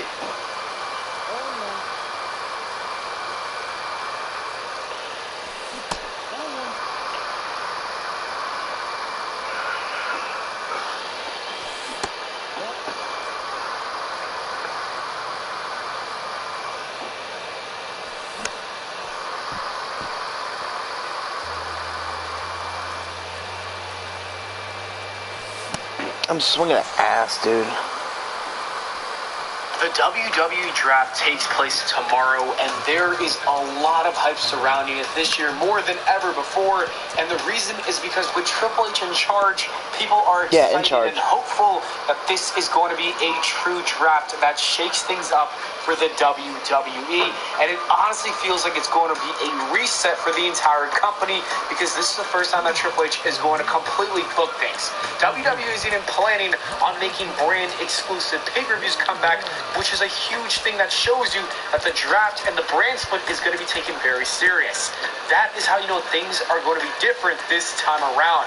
Before we do get on the draft picks, I do want to say that I think there needs to be 2 brand new general managers for Raw and SmackDown. Teddy Long is reportedly going to return, and I would love to see this man return as a SmackDown GM once again. Ain't nothing better than him booking a tag team match with The Undertaker. If it's not him, I would honestly be happy with anyone else. Anyways, now let's get back to the booking of the draft, and let me show you guys how I would split the rosters, making a perfect draft. Let's get right into the first pick. And SmackDown selects, obviously, Roman Reigns. This was obvious. The undisputed WWE Champion should be the first pick of the draft, and he is staying on SmackDown. With the number 2 pick, Raw selects Cody Rhodes. Cody is WWE's second biggest star right now. He must be the second pick, and WWE has to keep him away from Roman Reigns until WrestleMania next year. With 3rd pick, SmackDown selects Rhea Ripley. Oh, go fuck yourself, Jackie Bradley. Is coming to SmackDown, and because of with 3rd picks, you fucking dumb motherfucker. Championship to Monday nights. And with the 5th pick, SmackDown will draft the Usos and Solo Sikoa, bringing in the entire bloodline to SmackDown. And this is a direct order from the first draft pick, Roman Reigns. With the 6th pick, Raw will be taking the Beast. They will be selecting Brock Lesnar at Raw. Even though he's a part-timer, they want to make him exclusive to the Raw brand. Number 7, SmackDown selects Austin Theory. The United States Championship is coming to SmackDown since the 7th pick is Austin. And because of that, the 8th pick, Raw will draft Gunther, the IC title. The other mid-card title has to be selected, and that's why Gunther is going to be drafted. Gunther's beaten almost everyone on SmackDown too, so it's time for this historic title reign to continue with new challengers. The number 9 pick, SmackDown selects the Judgment Day. With Rhea Ripley on SmackDown, WWE has to draft Finn Balor, Damian Priest, and Dominic Mysterio to SmackDown, and they will do so at the number 9 pick. We've also got to continue the story between the Judgment Day and the Bloodline. With the 10th pick in the draft, Raw will draft Seth Rollins. I was going to book him to head over to SmackDown, but with the new world title, he's going to win it and lead Raw as the main guy, so he's got to stay on Monday nights. SmackDown is going to shock everyone in drafting returning Randy Orton with the 11th pick. This, of course, is healthy. I think Orton and Reigns should feud for the Undisputed Championship over the summer. That is a big-time summer feud for SmackDown. Raw will be drafting Drew McIntyre. He's leaving SmackDown and joining Raw as the number 12 pick in the draft. While Orton and Reigns will be SmackDown's big-time summer storyline, McIntyre and Rollins will be Raw's summer world title feud. With the 13th pick in the draft, SmackDown will take Sami Zayn and Kevin Owens, the Undisputed Champions, but they will split the titles eventually down the line. With the 14th pick in the draft, Raw will be taking Becky Lynch. With the 8th, Rollins will be he is healthy. Number 15, SmackDown selects Bobby Lashley. Number 16, Raw's drafting the returning Biggie, who's going to shock everyone and come back to WWE. He is healthy. He's ready to go. Hopefully that is the case. I heard that there are rumors, and I think Biggie would fit perfectly on Raw. With the 17th pick in the draft, SmackDown is selecting Bayley. With the 18th pick in the draft, Raw will be taking LA Knight. He needs to leave SmackDown. All he does is lose. You know what? On Raw, he can get a fresh start, which is good for him. The 19th pick in the draft, SmackDown will take Charlotte Flair. She's staying on SmackDown. With the 20th pick in the draft, and for a chance to charge your electric ATV from 5-Hour Energy. Charge up your summer. You want to get close to it? I'm already a vet. Oh my God. The 21st pick in the draft, SmackDown will select Rey Mysterio. They've got to continue the Dominic Mysterio and LWO and Rey Mysterio storyline, so I would book him to go over to SmackDown. With the 22nd pick in the draft, Raw will be taking Sheamus, and I honestly think you can make a case for making him the World Heavyweight Champion down the line if you really want. The man is putting on bangers after bangers after bangers. The 23rd pick in the draft, SmackDown is taking Edge. He's coming back to Friday Night SmackDown where he belongs. With the 24th pick in the draft, Raw is selecting Bray Wyatt, and hopefully he can also get a fresh start on Monday nights. The 25th pick, SmackDown and Fox is selecting Omos. I think he's got a lot of potential, and he's going to most likely have a feud with Roman Reigns very soon, so you got to put him on SmackDown. The 26th pick in the draft, Raw is taking the Street Profits. 27th, SmackDown selects Matt Riddle. 28, Raw selects Braun Strowman. 29, SmackDown selects LWO. Number 30, Raw drafts Shinsuke Nakamura. Number 31, SmackDown drafts Chad Gable, and this is where he's going to get that big push. Number 32, Raw selects Bronson Reed. Number 30. We have David Montgomery. We just paid him a bag. We have Deion. What are we cooking? What are we cooking? We have David Montgomery. We just paid him a bag. We have DeAndre Swift. We took in the second.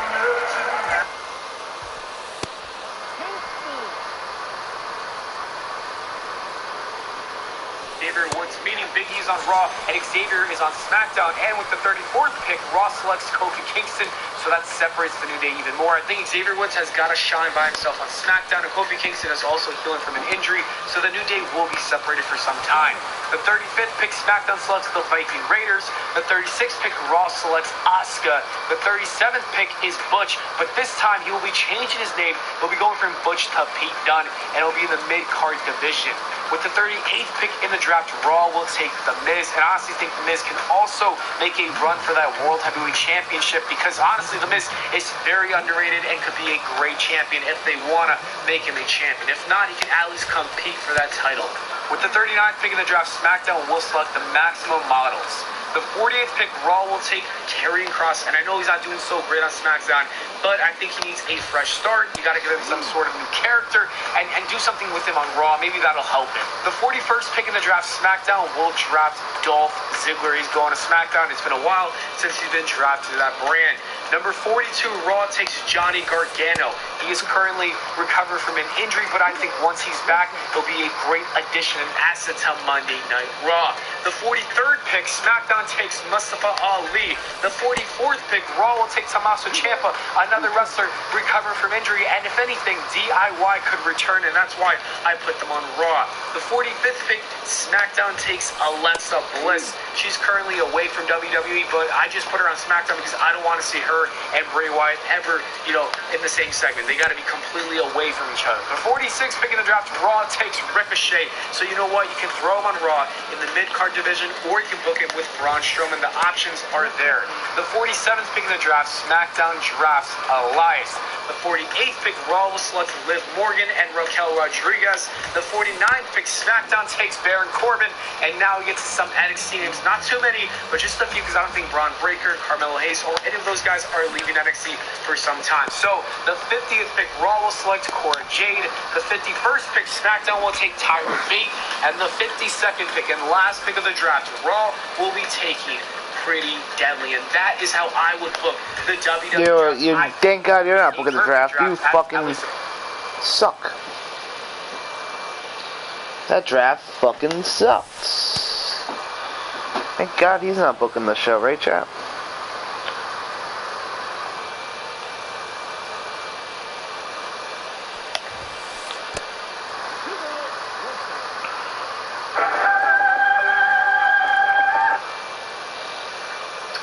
Okay, I believe we are officially live. I've got a lot of nervous energy right now. The 20 and a very good athlete. So, and it looks like we are about to find out who the. Put out a me too right here. Seth Hughes has been. Also, hey, Robert with $2. I don't know if that.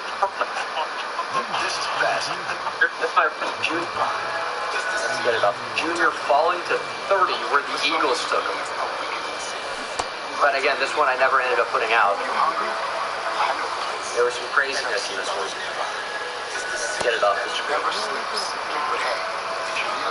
Anton Harrison's still on the board, by the way. Yep. That's an interesting one.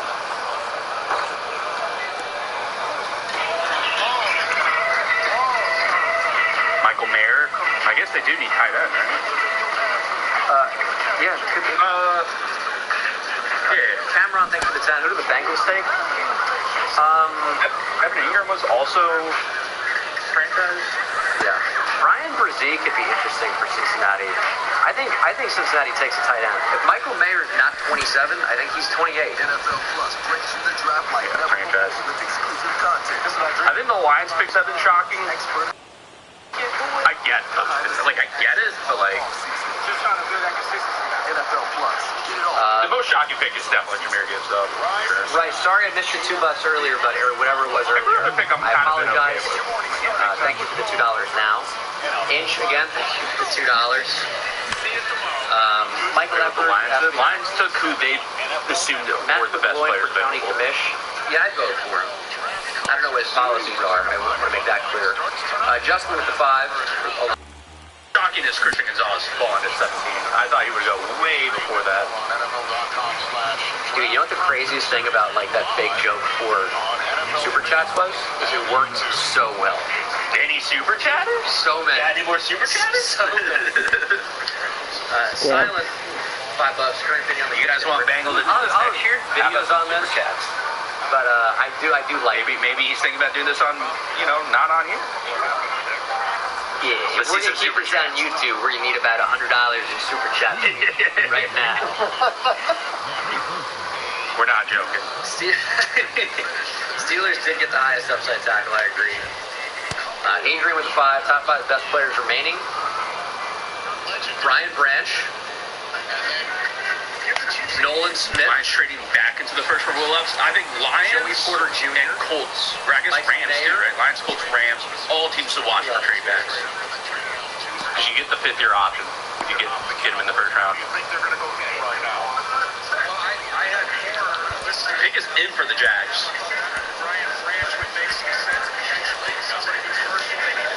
I mean, you got to start talking about Will Levis at some point. He's not terrible.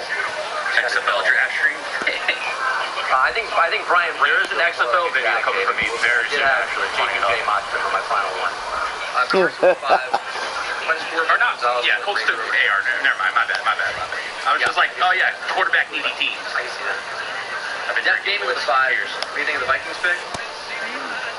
Yeah, my Addison. I was Lions and Rams. Jordan Addison went ahead of the. I just straight up read the next few teams coming up in the second round. We're done. What about these? Looks right. Quick, the Quicker Picker-Upper. One sheet of Bounty is all you need. And Bounty is 2 times more absorbent, so you can use less. Bounty, the Quicker Picker-Upper.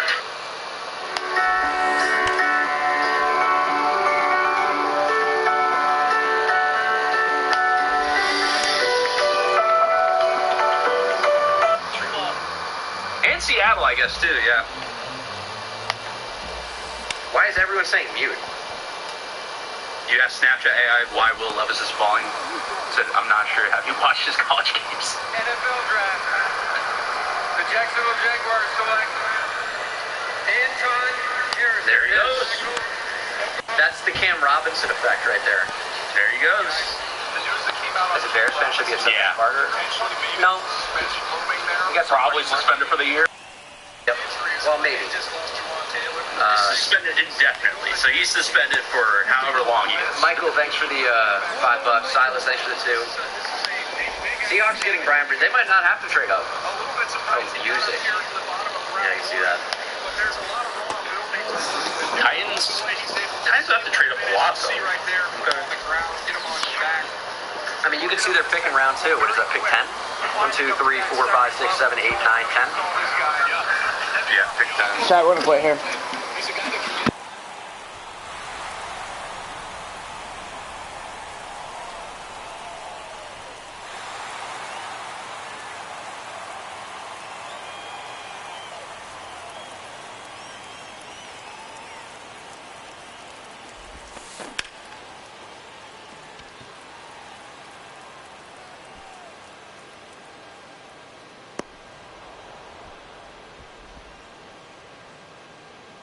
The batter, number 5, second baseman,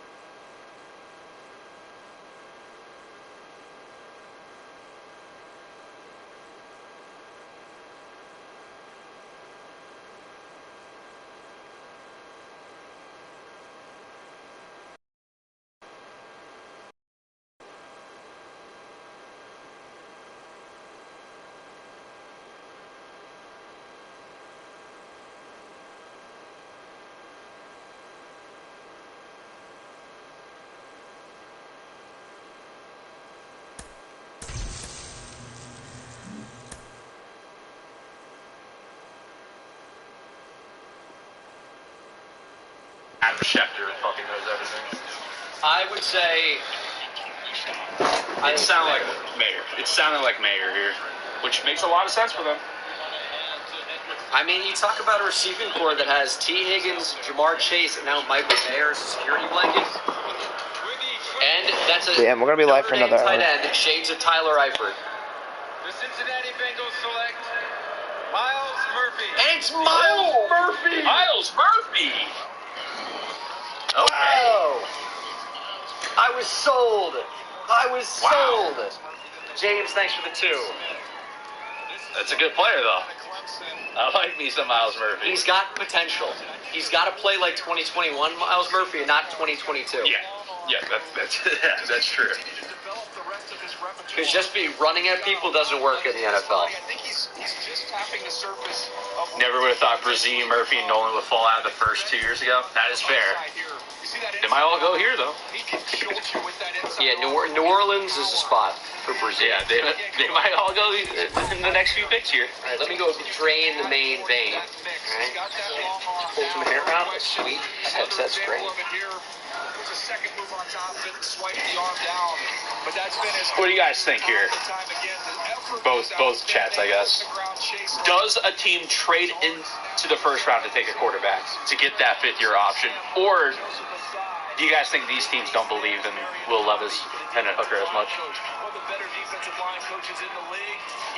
I don't think Will Levis goes here. At least I don't think he goes to the Saints. How long is Derek Carr's contract, though? Did he just sign Did he sign a contract with the Saints when he got traded? I think he did, right? Yeah. Signed a 4-year deal. So I actually don't think this is Will Levis to the Saints. I think this could be a potential trade up. Is Will Levis.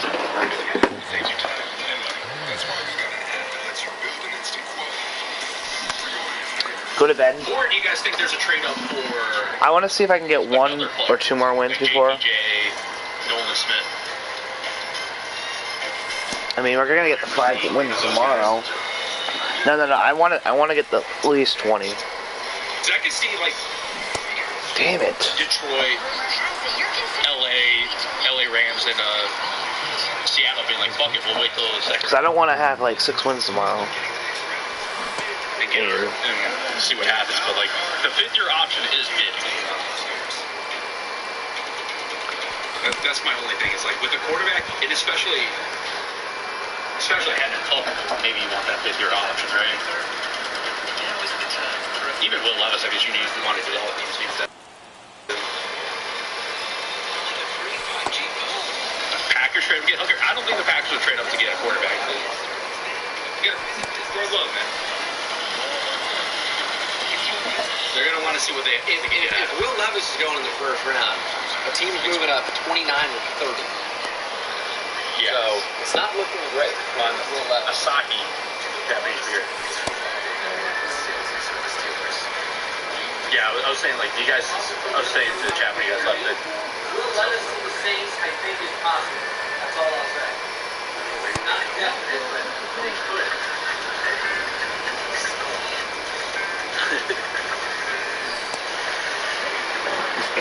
What's he know? Damn it.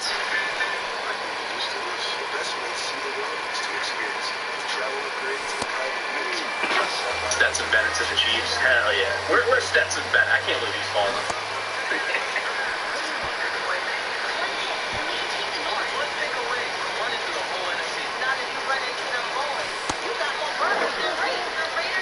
I just saw in Bengals chat say, and Hooker be 30 as a 5th-year option. Yeah, for the reason to take him in the first round if you really like him. Donde tu dirección de envío se escribe por sí sola. Donde todas tus pestañas van a donde tú vas. Donde se guardan tus contraseñas. Bienvenido a tu Chrome. Oh, come on, man. These. Get the 5th-year out of it.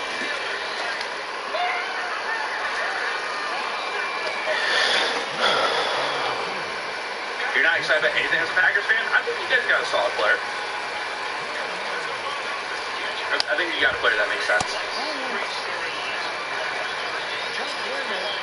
Yeah, how come Stetson Bennett's falling? He's 2-time national champion. He only wins games.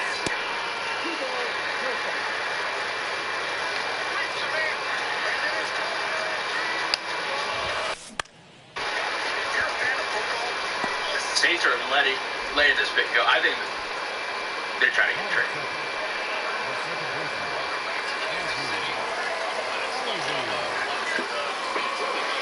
Saints trading out of here makes sense. Especially if they want like a tight end. They probably could trade out of this. Oh, pick is in. Never mind. Dude, Cedric. So no team is trading up for a quarterback here. Huh? What are you saying? I'm saying the pick is in, so a team is not trading up for a quarterback, at least at this spot. So I'm saying that maybe Saints are like, fuck it, we get a tight end later. So maybe a tight end here, maybe Michael Mayer here. Just be a BPA type thing. Or, yeah. I would say. Did they say anything about Nolan Smith? They haven't really. It was in commercials. So. I don't know. Was music playing? I wasn't here. They'd be devastated. I could probably clip it out at some point. I think outside shot Will Levis. I think Brian Brzee. Are you fucking kidding me? Mayer. I think Nolan Smith. How about you pick up the fucking ball, you fucking dumb shit fucker? That's why I don't think it's Will Levis. Can you get out of it though? No. You can get out of it after 2025. Well, and maybe 2025 we can get out of it. But it's still a big cap in 2025. So you probably don't. Yeah, you probably pass on QB then. But I'd be surprised. The thing, maybe they're like fucking long term. I heard they would consider handing the Hooker with this one. long-term development makes sense for both. Get that 5th-year option. I guess I wouldn't be too shocked about quarterback. I think they go tight end. Murakami ties the game up. I can see it. I think D-line maybe. Corner, Joey Porter Jr. there.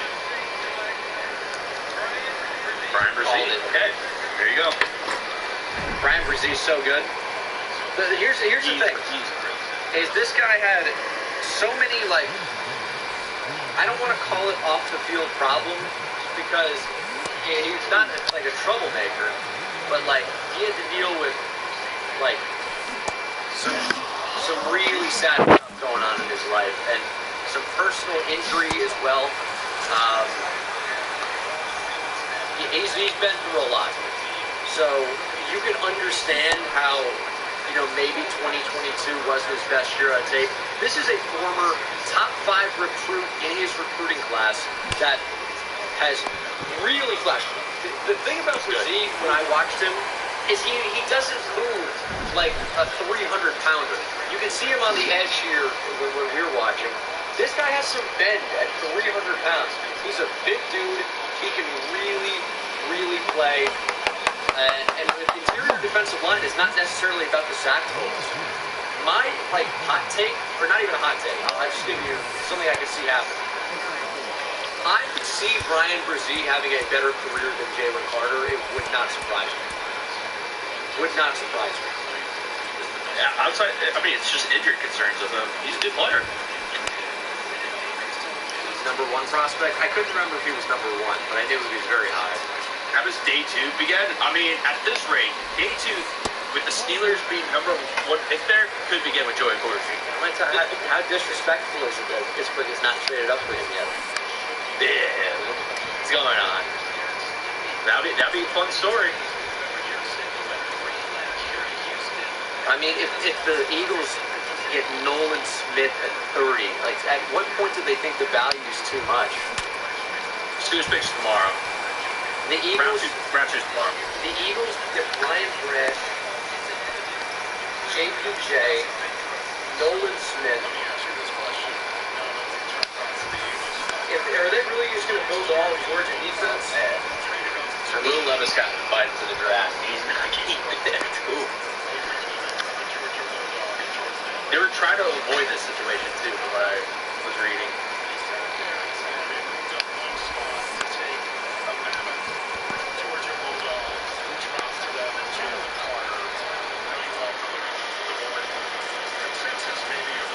You should watch Brian Brzee play O-line in high school. Play O-line? I guess in high school you can play 2 ways. Let's go.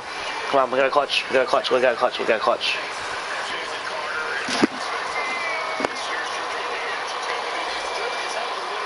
Come on, Bob. JPJ in the second, beginning of the second, would be a great value for them.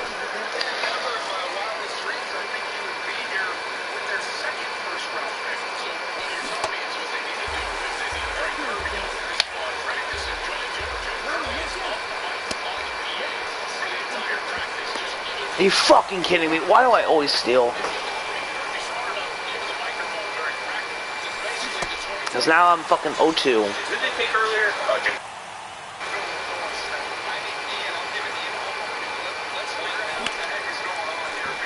The fact that the Steelers got the first pick of the second round for Chase Claypool was still crazy. I can't believe that. No, a robbery. I did not bring my water back. This little Gwen Stefani? Yeah. Banger. They gotta not blast this music so loud. Don't they know I'm essentially rebroadcasting this illegally? I don't should tell. Oh God, Bobby fucking went. He's so fucking bad in the field.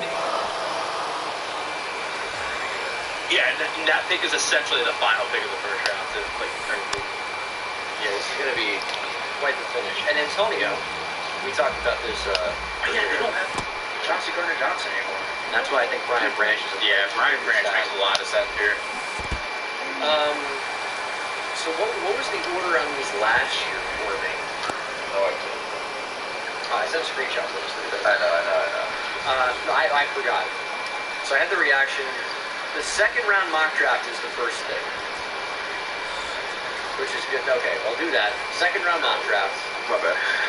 What? I heard, but I guess my mic didn't pick it up. God. So second round mock draft, and then. Yeah, wait, fuck it up.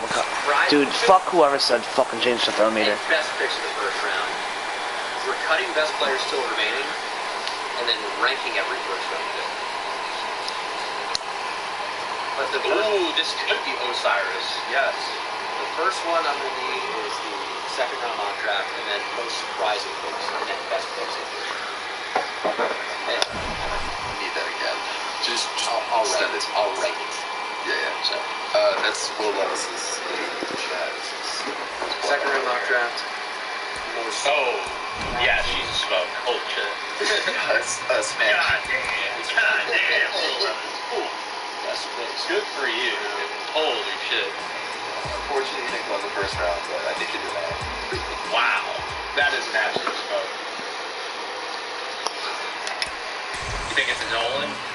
Actually, Nolan or Osiris. Yeah, I think either of those make sense. They need a right guard.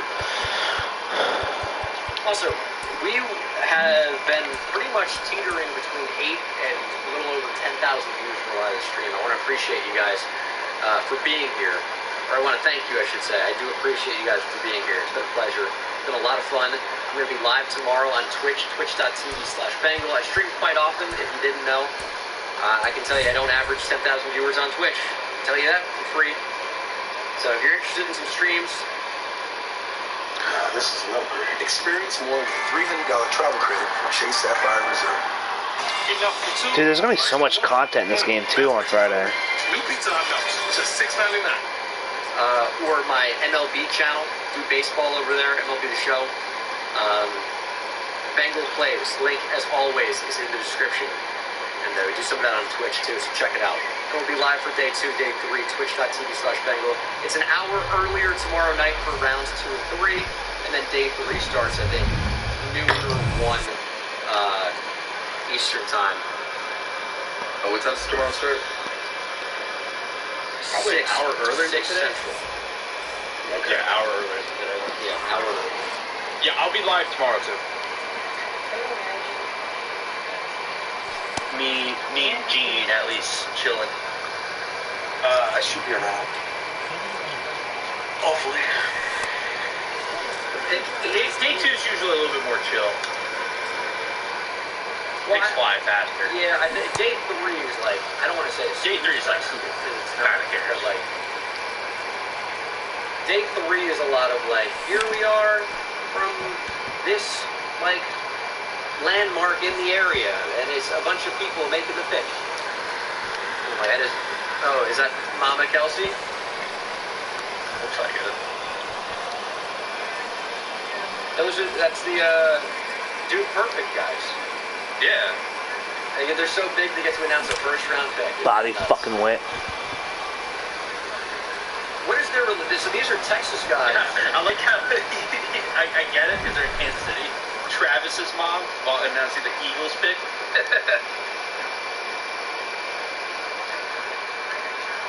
Please quit. I don't give a shit.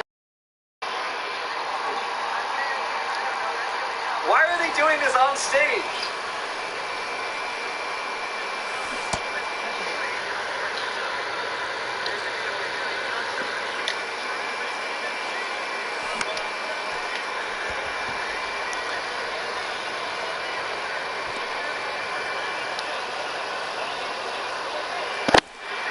I don't care for this. I don't care for this at all. Is it gonna land like? What is the point of this? That's what it is. NFL Sunday Ticket advertisement on YouTube. There it is. It's an advertiser. Yep, there it is. Now we get it.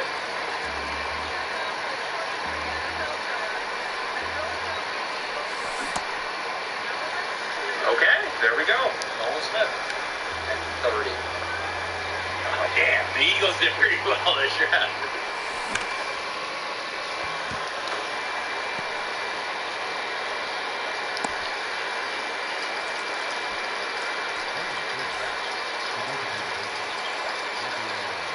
The Eagles are about to have just the Georgia defense, huh? I already tweeted about it.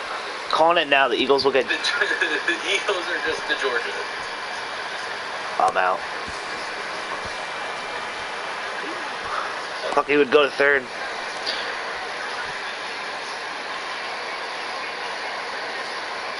Dude, you know what's funny though is to their the Eagles fans were on me the entire mock draft season for not giving them good enough picks, and they got Jalen Carter and Nolan Smith at 9. Yeah, I just tweeted. I just tweeted Philadelphia Bulldogs.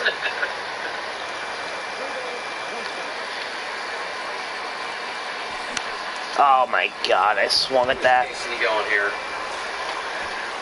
Surprise receiver or defensive lineman, probably. Oh man, you know who I would love to see go here? I would absolutely love to see Michael Mayer go here.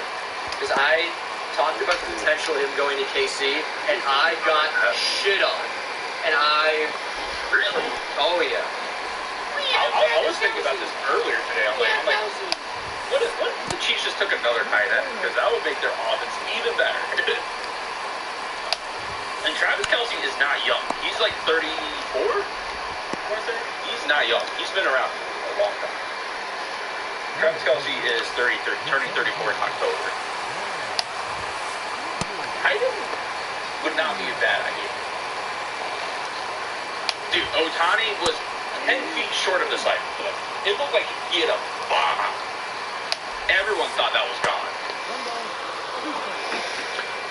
He would have been the first starting pitcher ever to hit for the cycle. Damn it. Which, I mean, I don't even, it's hard to even consider him a pitcher. Which, he's the one like he pitched. But like he pitched today, you know? Like also? Nah, dang. Motherfucker. Like Twitch in the chat, guys. Going to be live. Tomorrow night, I stream pretty often. Twitch.tv. Damn it. Give that a follow. Let's see if we gain any followers during this trip. We got 10,000 people in here. I went up a full 1,000 followers. 1, 2, 3. It looks like. Or maybe not. Or maybe I... Why is Joey Porter Jr. calling? I don't think he's a good tackler. I think that's probably the big thing. No, I don't know that that's it.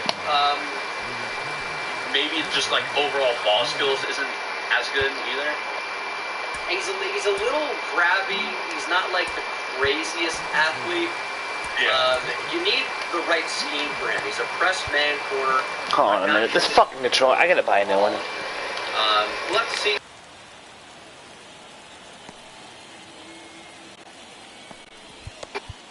But we've been like just reasons why he might be called. The thing is, we're just seeing corners fall a little bit, you know? Yeah. Like, I mean, Christian is also in a 17, which is insane. Insane. They went at 17. So, and then, I mean, Emmanuel Forbes went at 16. And then Deontay Banks was the next one off the board at 25.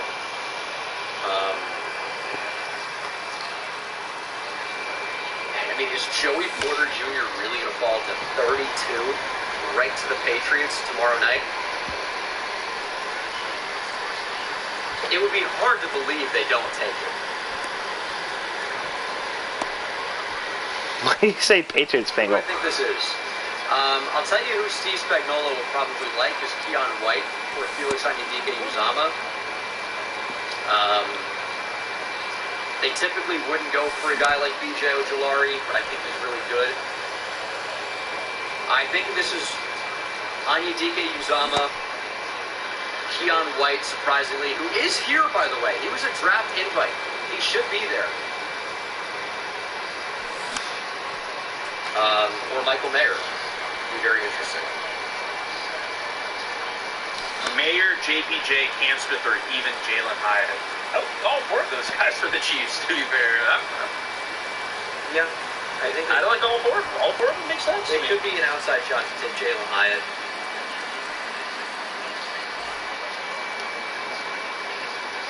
I think Mayer would be a cool pick for them. They're going to eventually have to think about replacing Travis Kelce. He's getting older.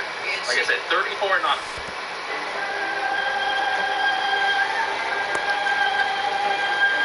Well, I gotta get this run home. Get it to 3. Maybe even hit a home run here.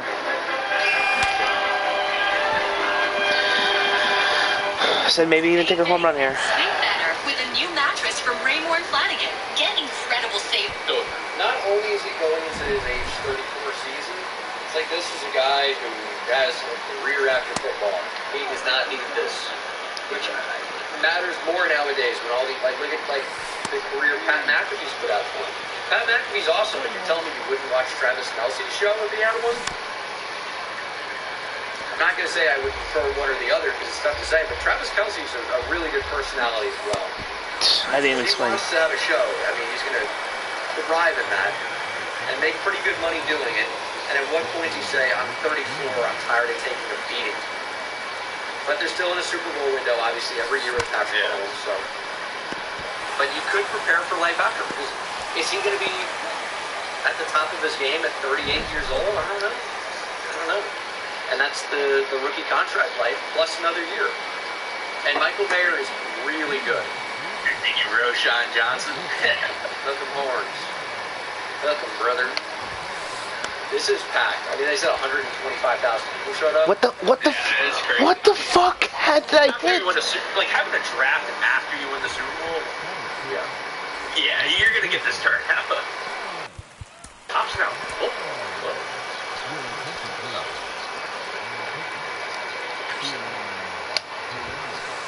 Again, guys, it's been a pleasure hanging out with you guys. So many videos to come. I apologize in advance for spamming your feeds, but hopefully you're. Oh my God, Jackie Bradley fucking Jr. That's gonna be 2 fucking runs. Basically by tomorrow morning. God damn it, man. God fucking damn it. Grind these out, but God, at least we got him. I think Will Levis is not going around. I'll slide a nice little bonus for you. Oh. Will Levis not going around was shocking in terms of like everyone thought he was going to go in the top 10, right? It's not shocking in the sense that it's not shocking in the sense that like you watch him play and you're like he's not perfect. Now, what's funny is I did see Josh Norris get into it a little bit on Twitter with somebody basically saying like he's a charlatan for having Will Levis fall to like 30 or whatever it was. Jackie, you fucking piece of shit. Top 4 or top 8 or something. Yikes. So, Josh Norris potentially.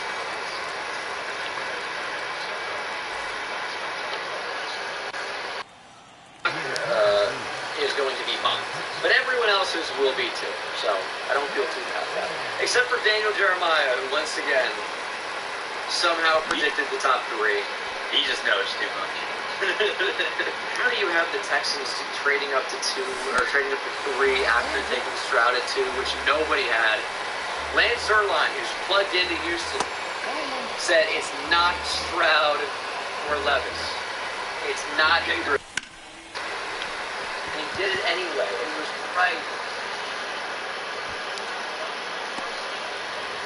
That's why he gets paid the big bucks, you know? I mean, I guess. The thing is, the argument he made was a good one, which is that the Texans need a quarterback. This is a good quarterback. Like, that's kind of all you need.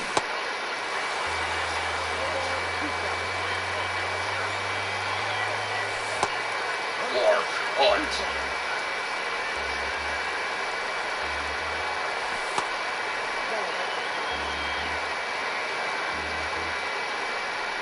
No way I'm hearing booed, right? They've won so much.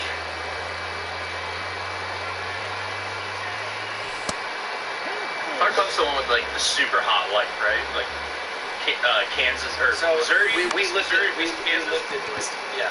Is it his daughter? This USA. I think it might be the daughter. All right, that was one of the options I said. Felix Anyadike Uzama. Kansas State guy.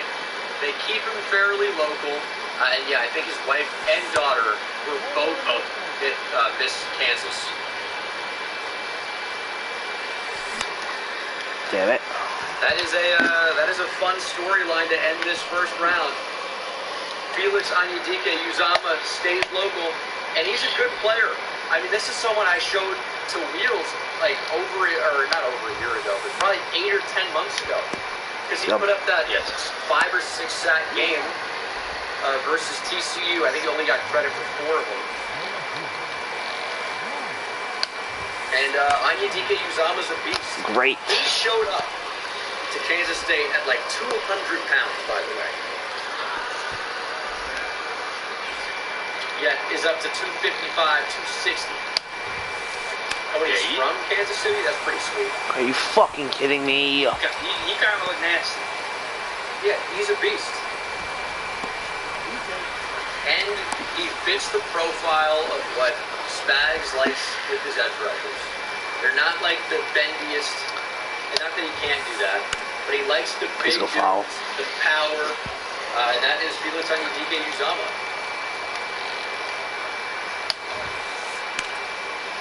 Just get the other first. Falls out of the first round. Michael Mayer falls out of the first round. We thought he was a lock to go round 1. There's talks about 2 tight ends going in the first round. There were talks about 3. Let's go. I think the line was 2.5. Christ. We saw 1 go. Who else is a notable fall? Those are the big ones. Levis. Mayer. JPJ. Joey Porter Jr. Joey Porter Jr. Ryan Branch. Let's go. We got Deontay Bashir. Here, Arizona. Osiris, maybe? Yeah, somewhat. Osiris. We'll do one more. First round though. If Deion White, because he got the draft invite. Yeah, that's sneaky, but yeah, I'm not shocked to see him not go. Yeah. If you are Arizona, by the way, and you think that you can't keep Budda Baker because he wants a trade, Brian Branch is sitting there at 33 if the Steelers don't take him. That's an interesting storyline.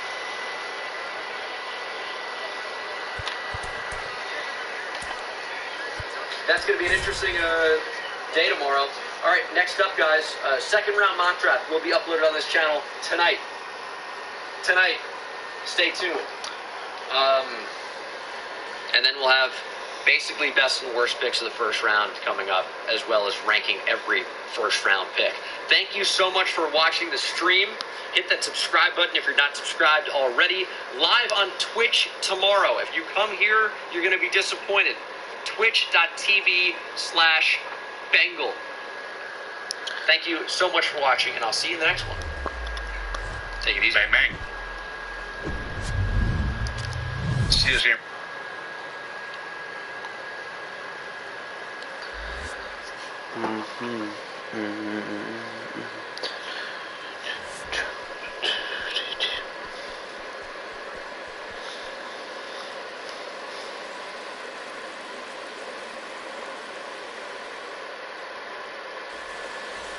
Ooh, let's see this.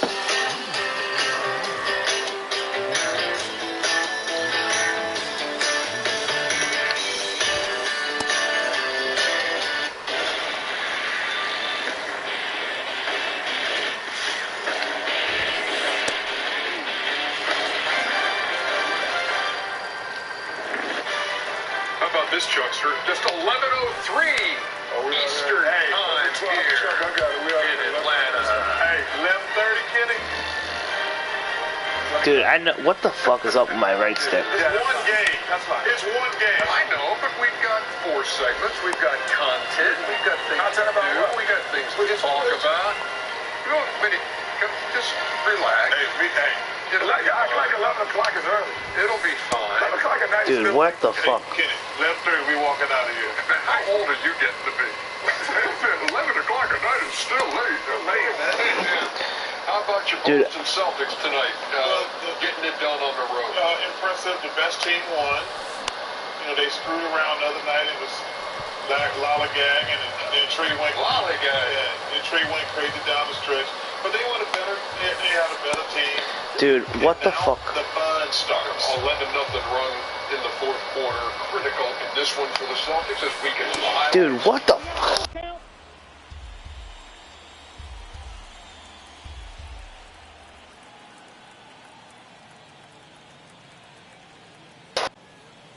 You guys hear me? I just fucking broke my headset. Kind of.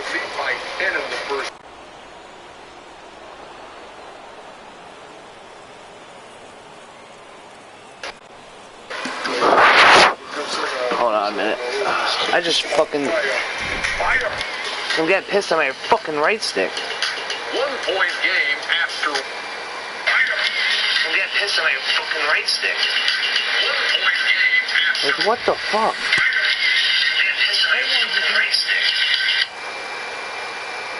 Well, at least you know you guys can hear me. After one, Celtics on top. Jalen Brown and Payne Spitter.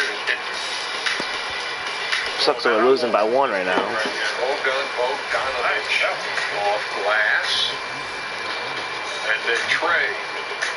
Pass. Hawks 60-53. But heck, here comes yes, here comes Tatum with the Euro. And Jalen Brown. Dude, I'm gonna have to look into buying a new fucking controller. One had 30, one had 32. 68-66. Oh, God. At the break. Malcolm Brogdon, sixth man of the year. Little floater. But DeAndre Hunter launching for 3. And then DeJounte Murray scoreless in the first half. At 14, DeJounte Murray did in the second half. Tatum. Can't let the man dribble around the track. That's why I'm Dude, are you fucking kidding me? Can't get the fucking final out. They're riding the seesaw down there at State. Hey, I need 5 wins. 22 league changes. It was a heck of a game. Yeah, John Collins there for 3. And this guy was pretty good. Jalen Brown, his ability to score from the outside, from the perimeter, get by you. Man, they're gonna hit. Shots. That's part of that. To nothing run. This was an awful use of a challenge right here. Yeah, Joe Mazzulla challenging that. It was ruled out of bounds off the Celtics. Challenge unsuccessful. Oh, man. You know what's amazing? You think about Eric Spoelstra. That challenge, it was a big difference in that game. Yeah, Jim Jackson mentioned that during the It turned out to be inconsequential in this one. Look at the block. Damn, I'm gonna be so fucking pissed. Dude, I got so much fucking shit. So much content's coming in the game tomorrow. Way to find. Smart. Yes. Boston opens it up to an 8-point lead. Atlanta not going quietly. Hunter cans the 3, makes it a 5-point game. And then Smart got room.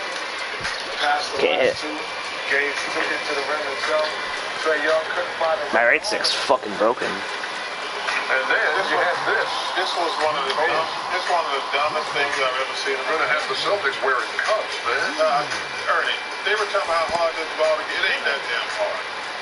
It ain't that damn hard to get a ball in bounds from the corner. Please stop it, guys. Yeah, it's impossible, Chuck. I've never seen it happen in an NBA game.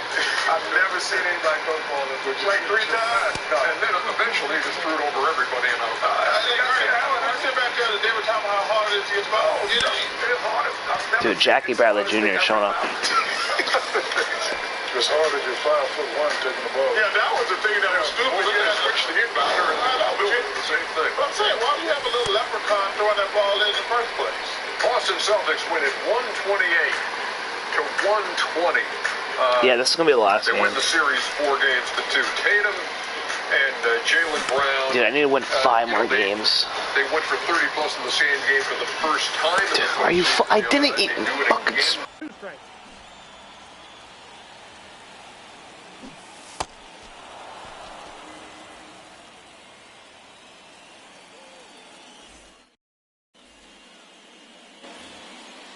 Leading off for the count, the first baseman, Paul Goldschmidt.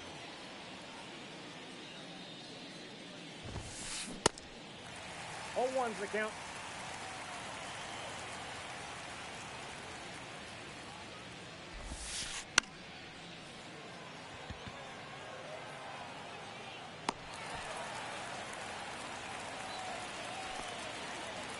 Batting in, the center fielder, number 28. Curtis.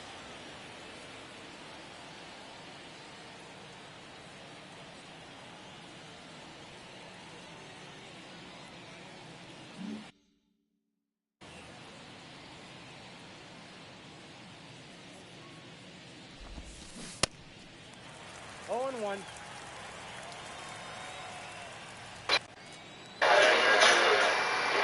Dude, I cannot play with this fucking controller. Definitely different from Game 5, and I thought Smart was tremendous, especially late in the fourth quarter. He got us organized, and then he was kind of the trigger man because of their hits, and they were blitzing, and he just made the right play. Yeah, you guys are kind of trying to do the short roll whenever they were showing two on the ball last game, and they were able to kind of squeeze you guys so you could get through. What did you adjust to? Dude, I have no clue what the fuck's up with this controller. I have to get a new one. I thought we made, timely passes. And, I want to play VR, but, at the same time, I don't, because this controller is so ass. Look at my X button. The X button's, the one so deep in for some reason. This right stick's fucked. Both sides, obviously. Tatum and Brown were a handful, which, we expect. Blitz the pick and roll, and he hit him from the high quadrant, and hit him on the dribble, hit him on the pass, and dude, you gotta fuck off. Are you gonna play one more? I probably will. When we did, depends how pissed off I am. To the three, and we had some success in all those situations. Depending on how many hits I get, some guys I'm probably gonna quit. As well, but they were right there, so it's a tough game. They were right there, but an 11-0 run, and talking about being susceptible to the three, and Boston hit 18 of them tonight, Chuck. Yeah, you can say what you want to. The best team won. Boston's got a terrific team. They are the favorite in the Eastern Conference right now. And they've got home court throughout. I mean, losing Milwaukee, there's going to be a terrific series between them and my Sixers. Joel's going to dominate, but it's going to come down to the perimeter players because Joel's going to do what he does. No. What the fuck? We're going to be playing this series with a brace on his feet. What the fuck? All hands on deck. Oh, I can't play with this fucking controller. But it's going to come down to...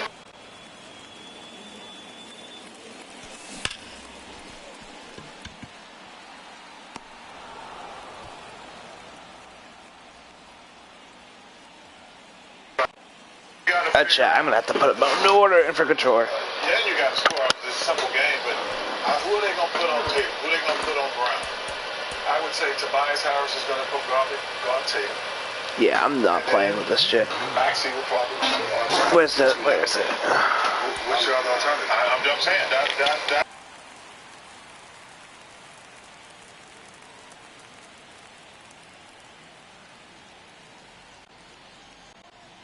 But they don't have a matchup for the other guy. That's the problem they got. So I think James gonna have a tough time with Marcus Smart. Chat. He's not getting by people anymore. James not getting by people. He's to the point where he's getting by. This controller sucks. He shoots step back three. It is broken. Look at that graphic on the Celtics and the Sixers for that series. Throw that thing up there. We'll take a gander. Celtics kicking 3 out of 4. So the teams that opened the season against each other back on October 18th were thinking at 35-12 and Harden. The fuck? Will now meet in the Eastern Conference semifinals. Celtics and Sixers, 21 meetings in the postseason. Boston winning 14 of those. They had last met in the bubble of the Celtics sweeping the Sixers. What do you make of it, big fella? Big fella wearing the new brace percentage. Yeah, my X button's fucking toast. A lot more motivated. This Hawks only got to worry about one guy. Kind of tough to get him out. I think they took him lightly. The Hawks play well, but Joel Embiid and MVP, they definitely gonna be up for him. James Harden all over.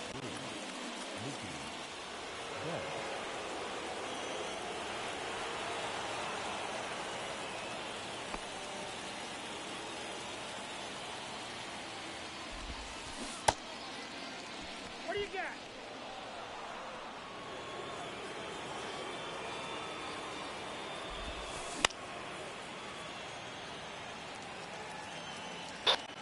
Get into buying a new fucking controller. This controller's ass. My Sixers and my Celtics. As much as it's Alright, I'm buying a new controller.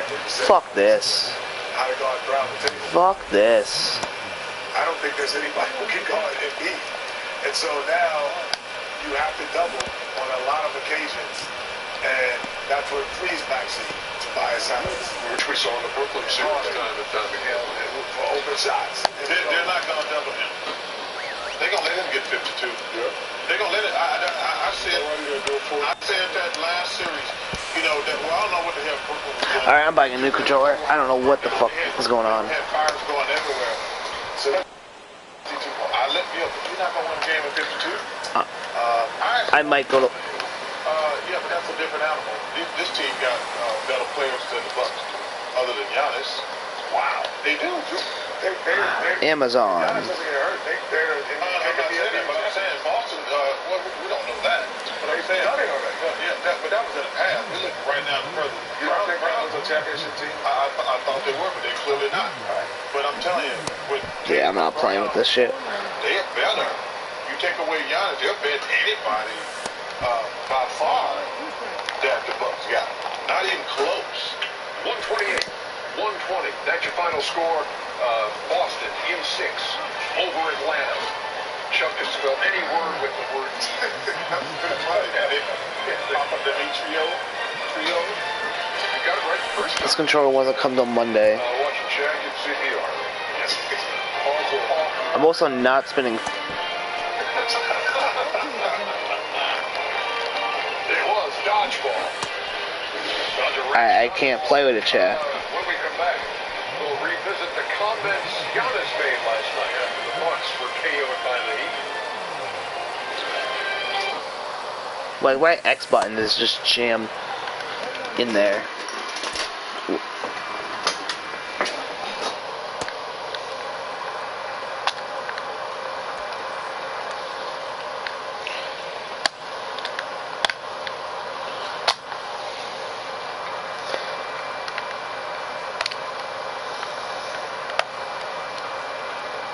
Yeah, like it's physical. I can't play with this controller. This controller is not busted. I can't play. I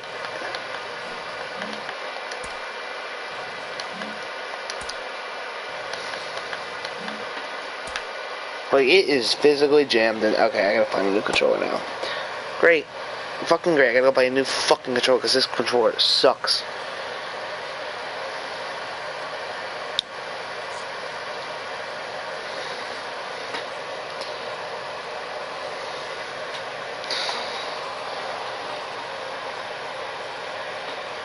Like, I can't fucking do shit.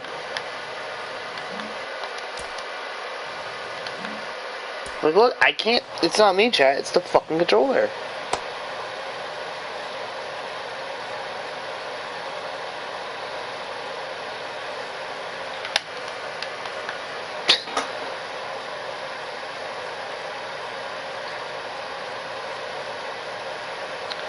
I mean, it's $59.99.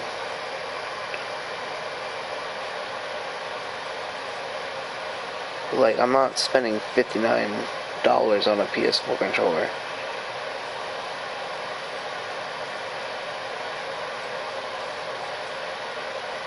Like, I can't do anything.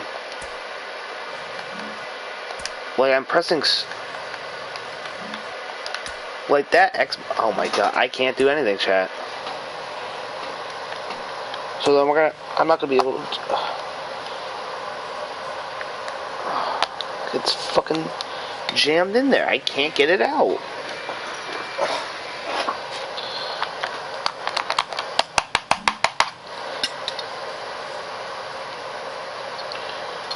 It's stuck in there. I can't get it out.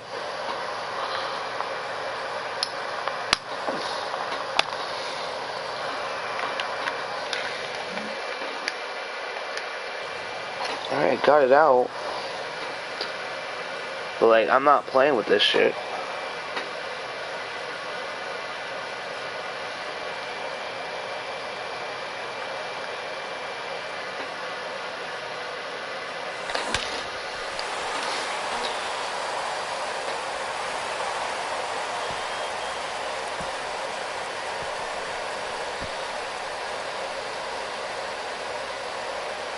$64.99. I'm not paying that.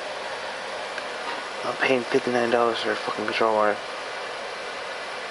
And when I got this one for like $29, I want to say.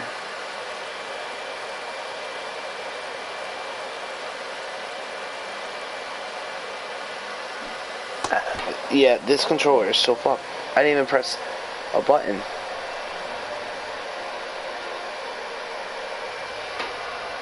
And this one's $29.99.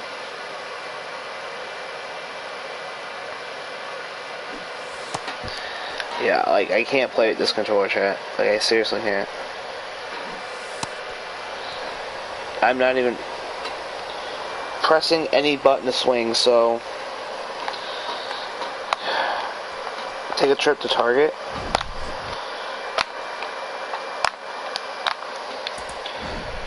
That's the thing, I don't want to go down.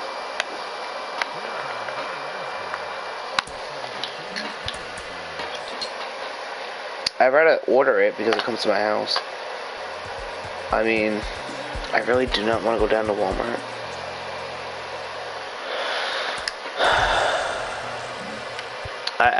I'll try playing one more before I get out of here, but I'm gonna go to Walmart.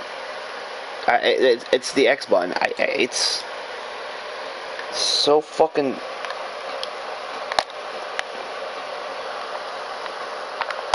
Like, it's logged in there deep. Alright, I'm gonna go... Well, I'm getting a PS5, so I mean... I really don't want to buy a new fucking... Yeah, see, like, Walmart charges it... $59. Like, I'm not spending... I mean, I can go there, but... Like... Ooh, try GameStop?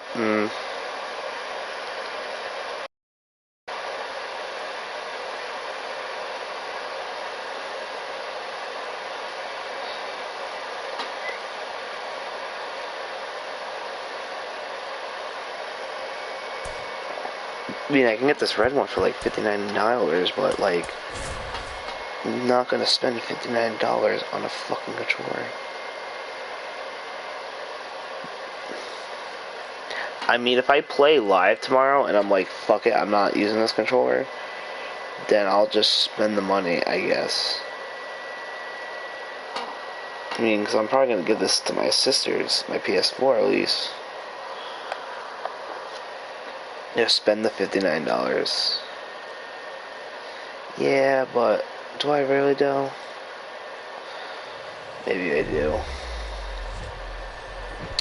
Well, I want to wait to see them tomorrow because $59 for this is like, ugh.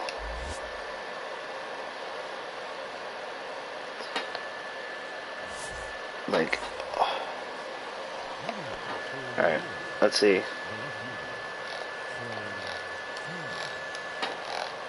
Yeah, I'm ordering this fucking one for $59.99 in a minute. Dude, this X button is so locked in.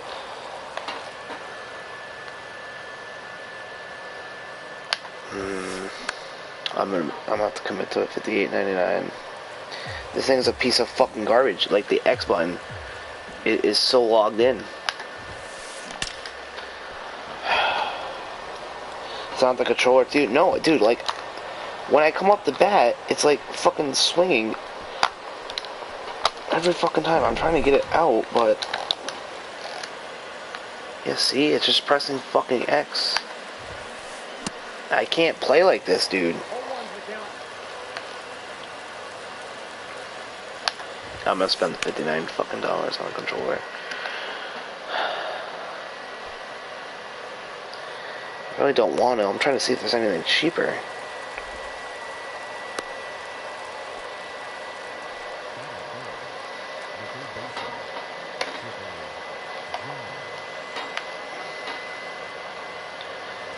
Yeah, but the thing I see won't come until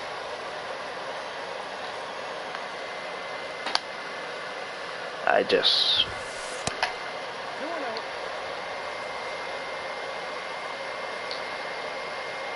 Oh, I have $32.99.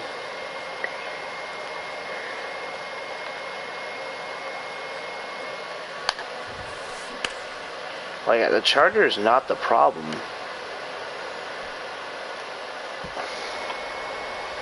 Because X is like everything that you need in this game.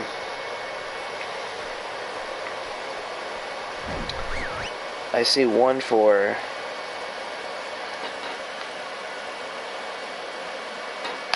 Yeah, I don't know if there'll be an A's franchise then. Oh, there'll be an A's franchise, but then I won't be able to play a game like I want to.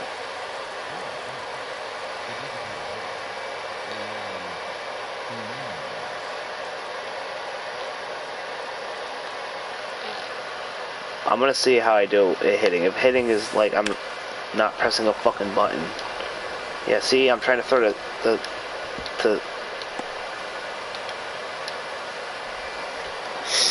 I mean, it's a lot of fucking money. It's like, just do it, yeah.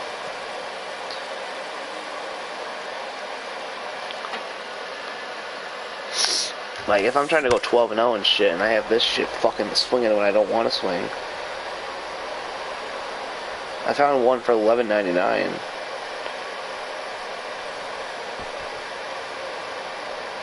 It's like a shiny skin grip cover protector.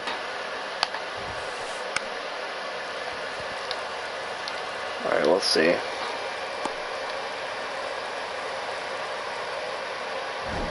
Well, what the fuck are those? It's only $11.99, brother. Comfortable pads.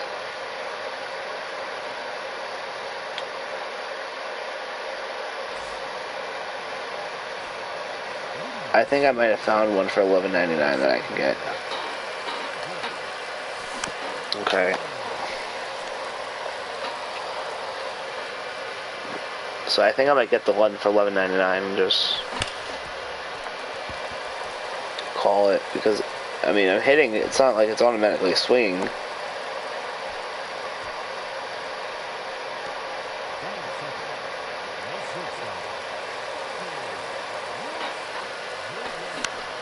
That one was me.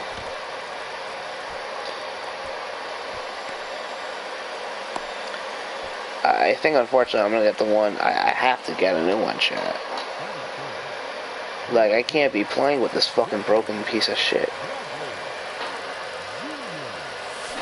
I might just spend the $59.99. I mean, yeah.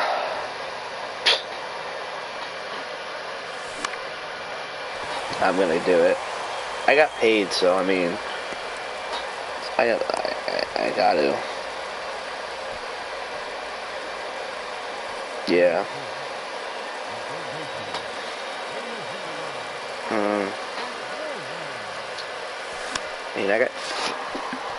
I mean, I'll just put my paycheck towards the chat. So I gotta get this. I have to.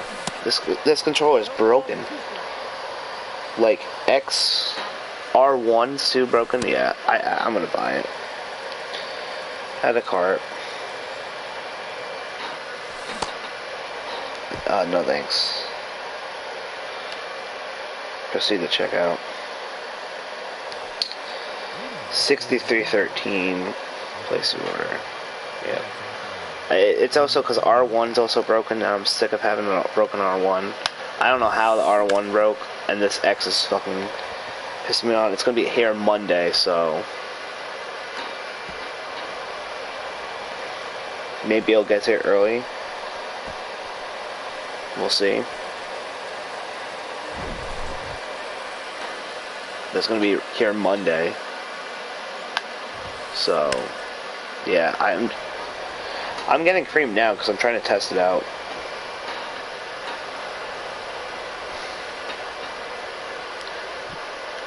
Cause I don't know if there'll be a video tomorrow. I think we're just gonna live stream it, and then once the controller gets here, I'll have to do it. Yeah. So are you gonna be filming videos then? I guess I might not be filming videos this weekend because this controller is so fucked. Like the X button is the like if you look at my controller, like I have to, and plus I got it paid, so I mean it has to be done. Like R1's broken, and why is Mullen just letting the ball fall? X's button, yeah. I mean it sucks. I gotta wait till Monday, but.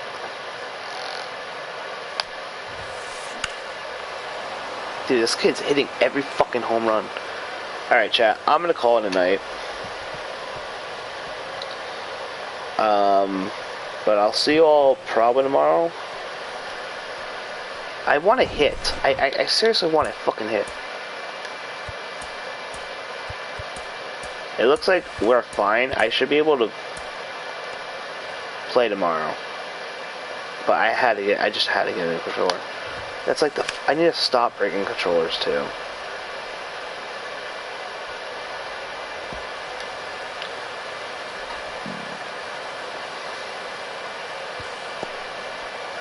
We can't get out of it. Okay. I want to hit. Yeah, like this controller is fucking broken. Like it's broken to a point where it's like X is fucking jammed in, and I don't want to have, you know. Yeah, I don't know if I'll be playing VR then tomorrow. I'll probably just finish the event, I guess, because I don't give a shit. Like,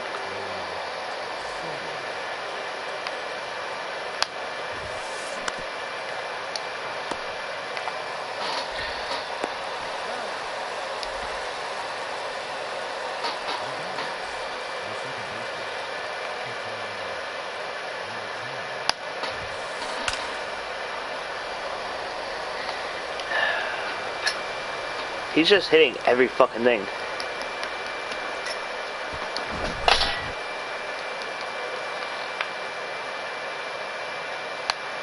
And plus, either way, I'm buying the controller because I'm more than likely going to give my PS4 to one of my sisters, or my sisters rather.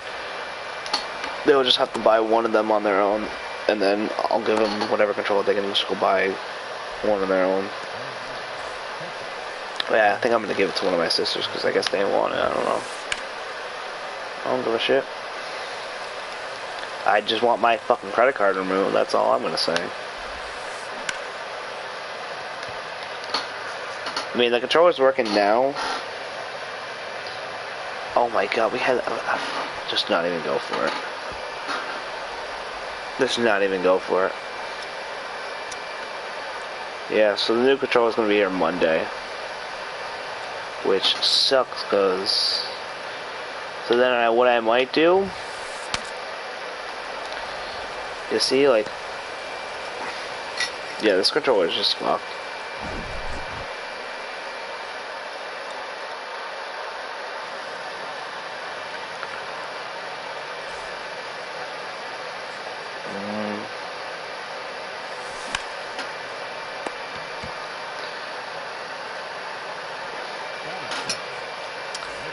Yeah, I'm probably gonna get a PS4. The thing that sucks that I'm spending $63 on it, but I got paid, so. Alrighty then. Hold on, yeah. Chat, I'm gonna be right back. Oh yeah, let me check my bank account too.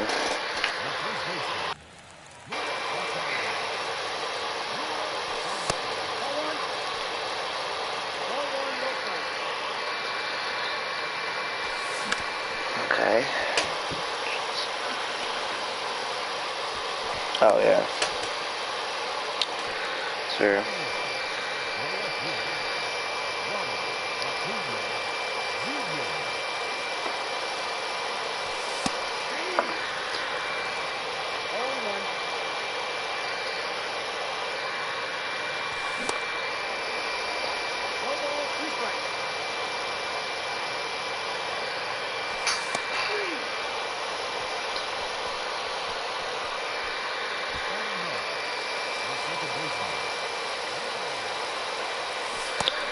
Okay.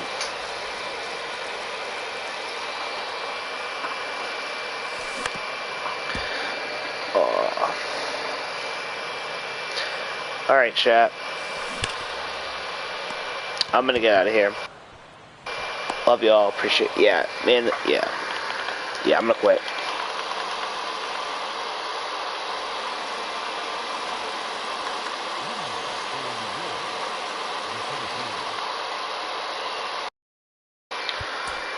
Hold on 1 second.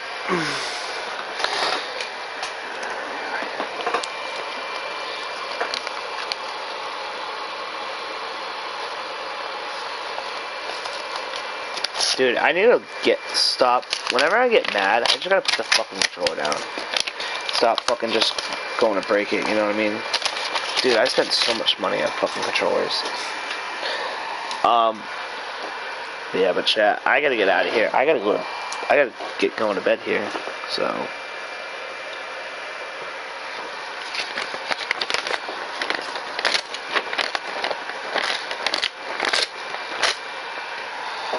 Yeah, so I'm gonna get out of here. I'll see y'all tomorrow. Hopefully the controller. I'll try to film videos, but we'll see. Cause I don't want to be in a situation. Yeah, see,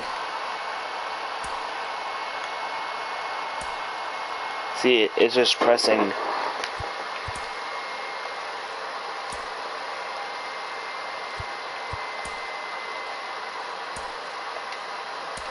Yeah, see, it's just pressing random shit, chat.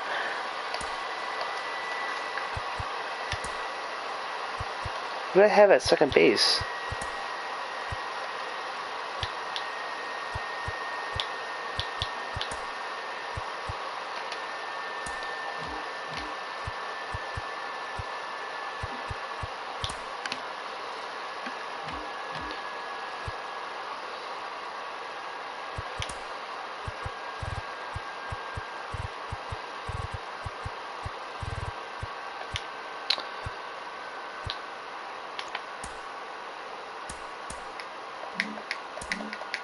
Yeah, chat, I'm gonna get out of here. Love y'all. I'm not even fucking doing anything. Alright, I'm gonna get out of here. Peace.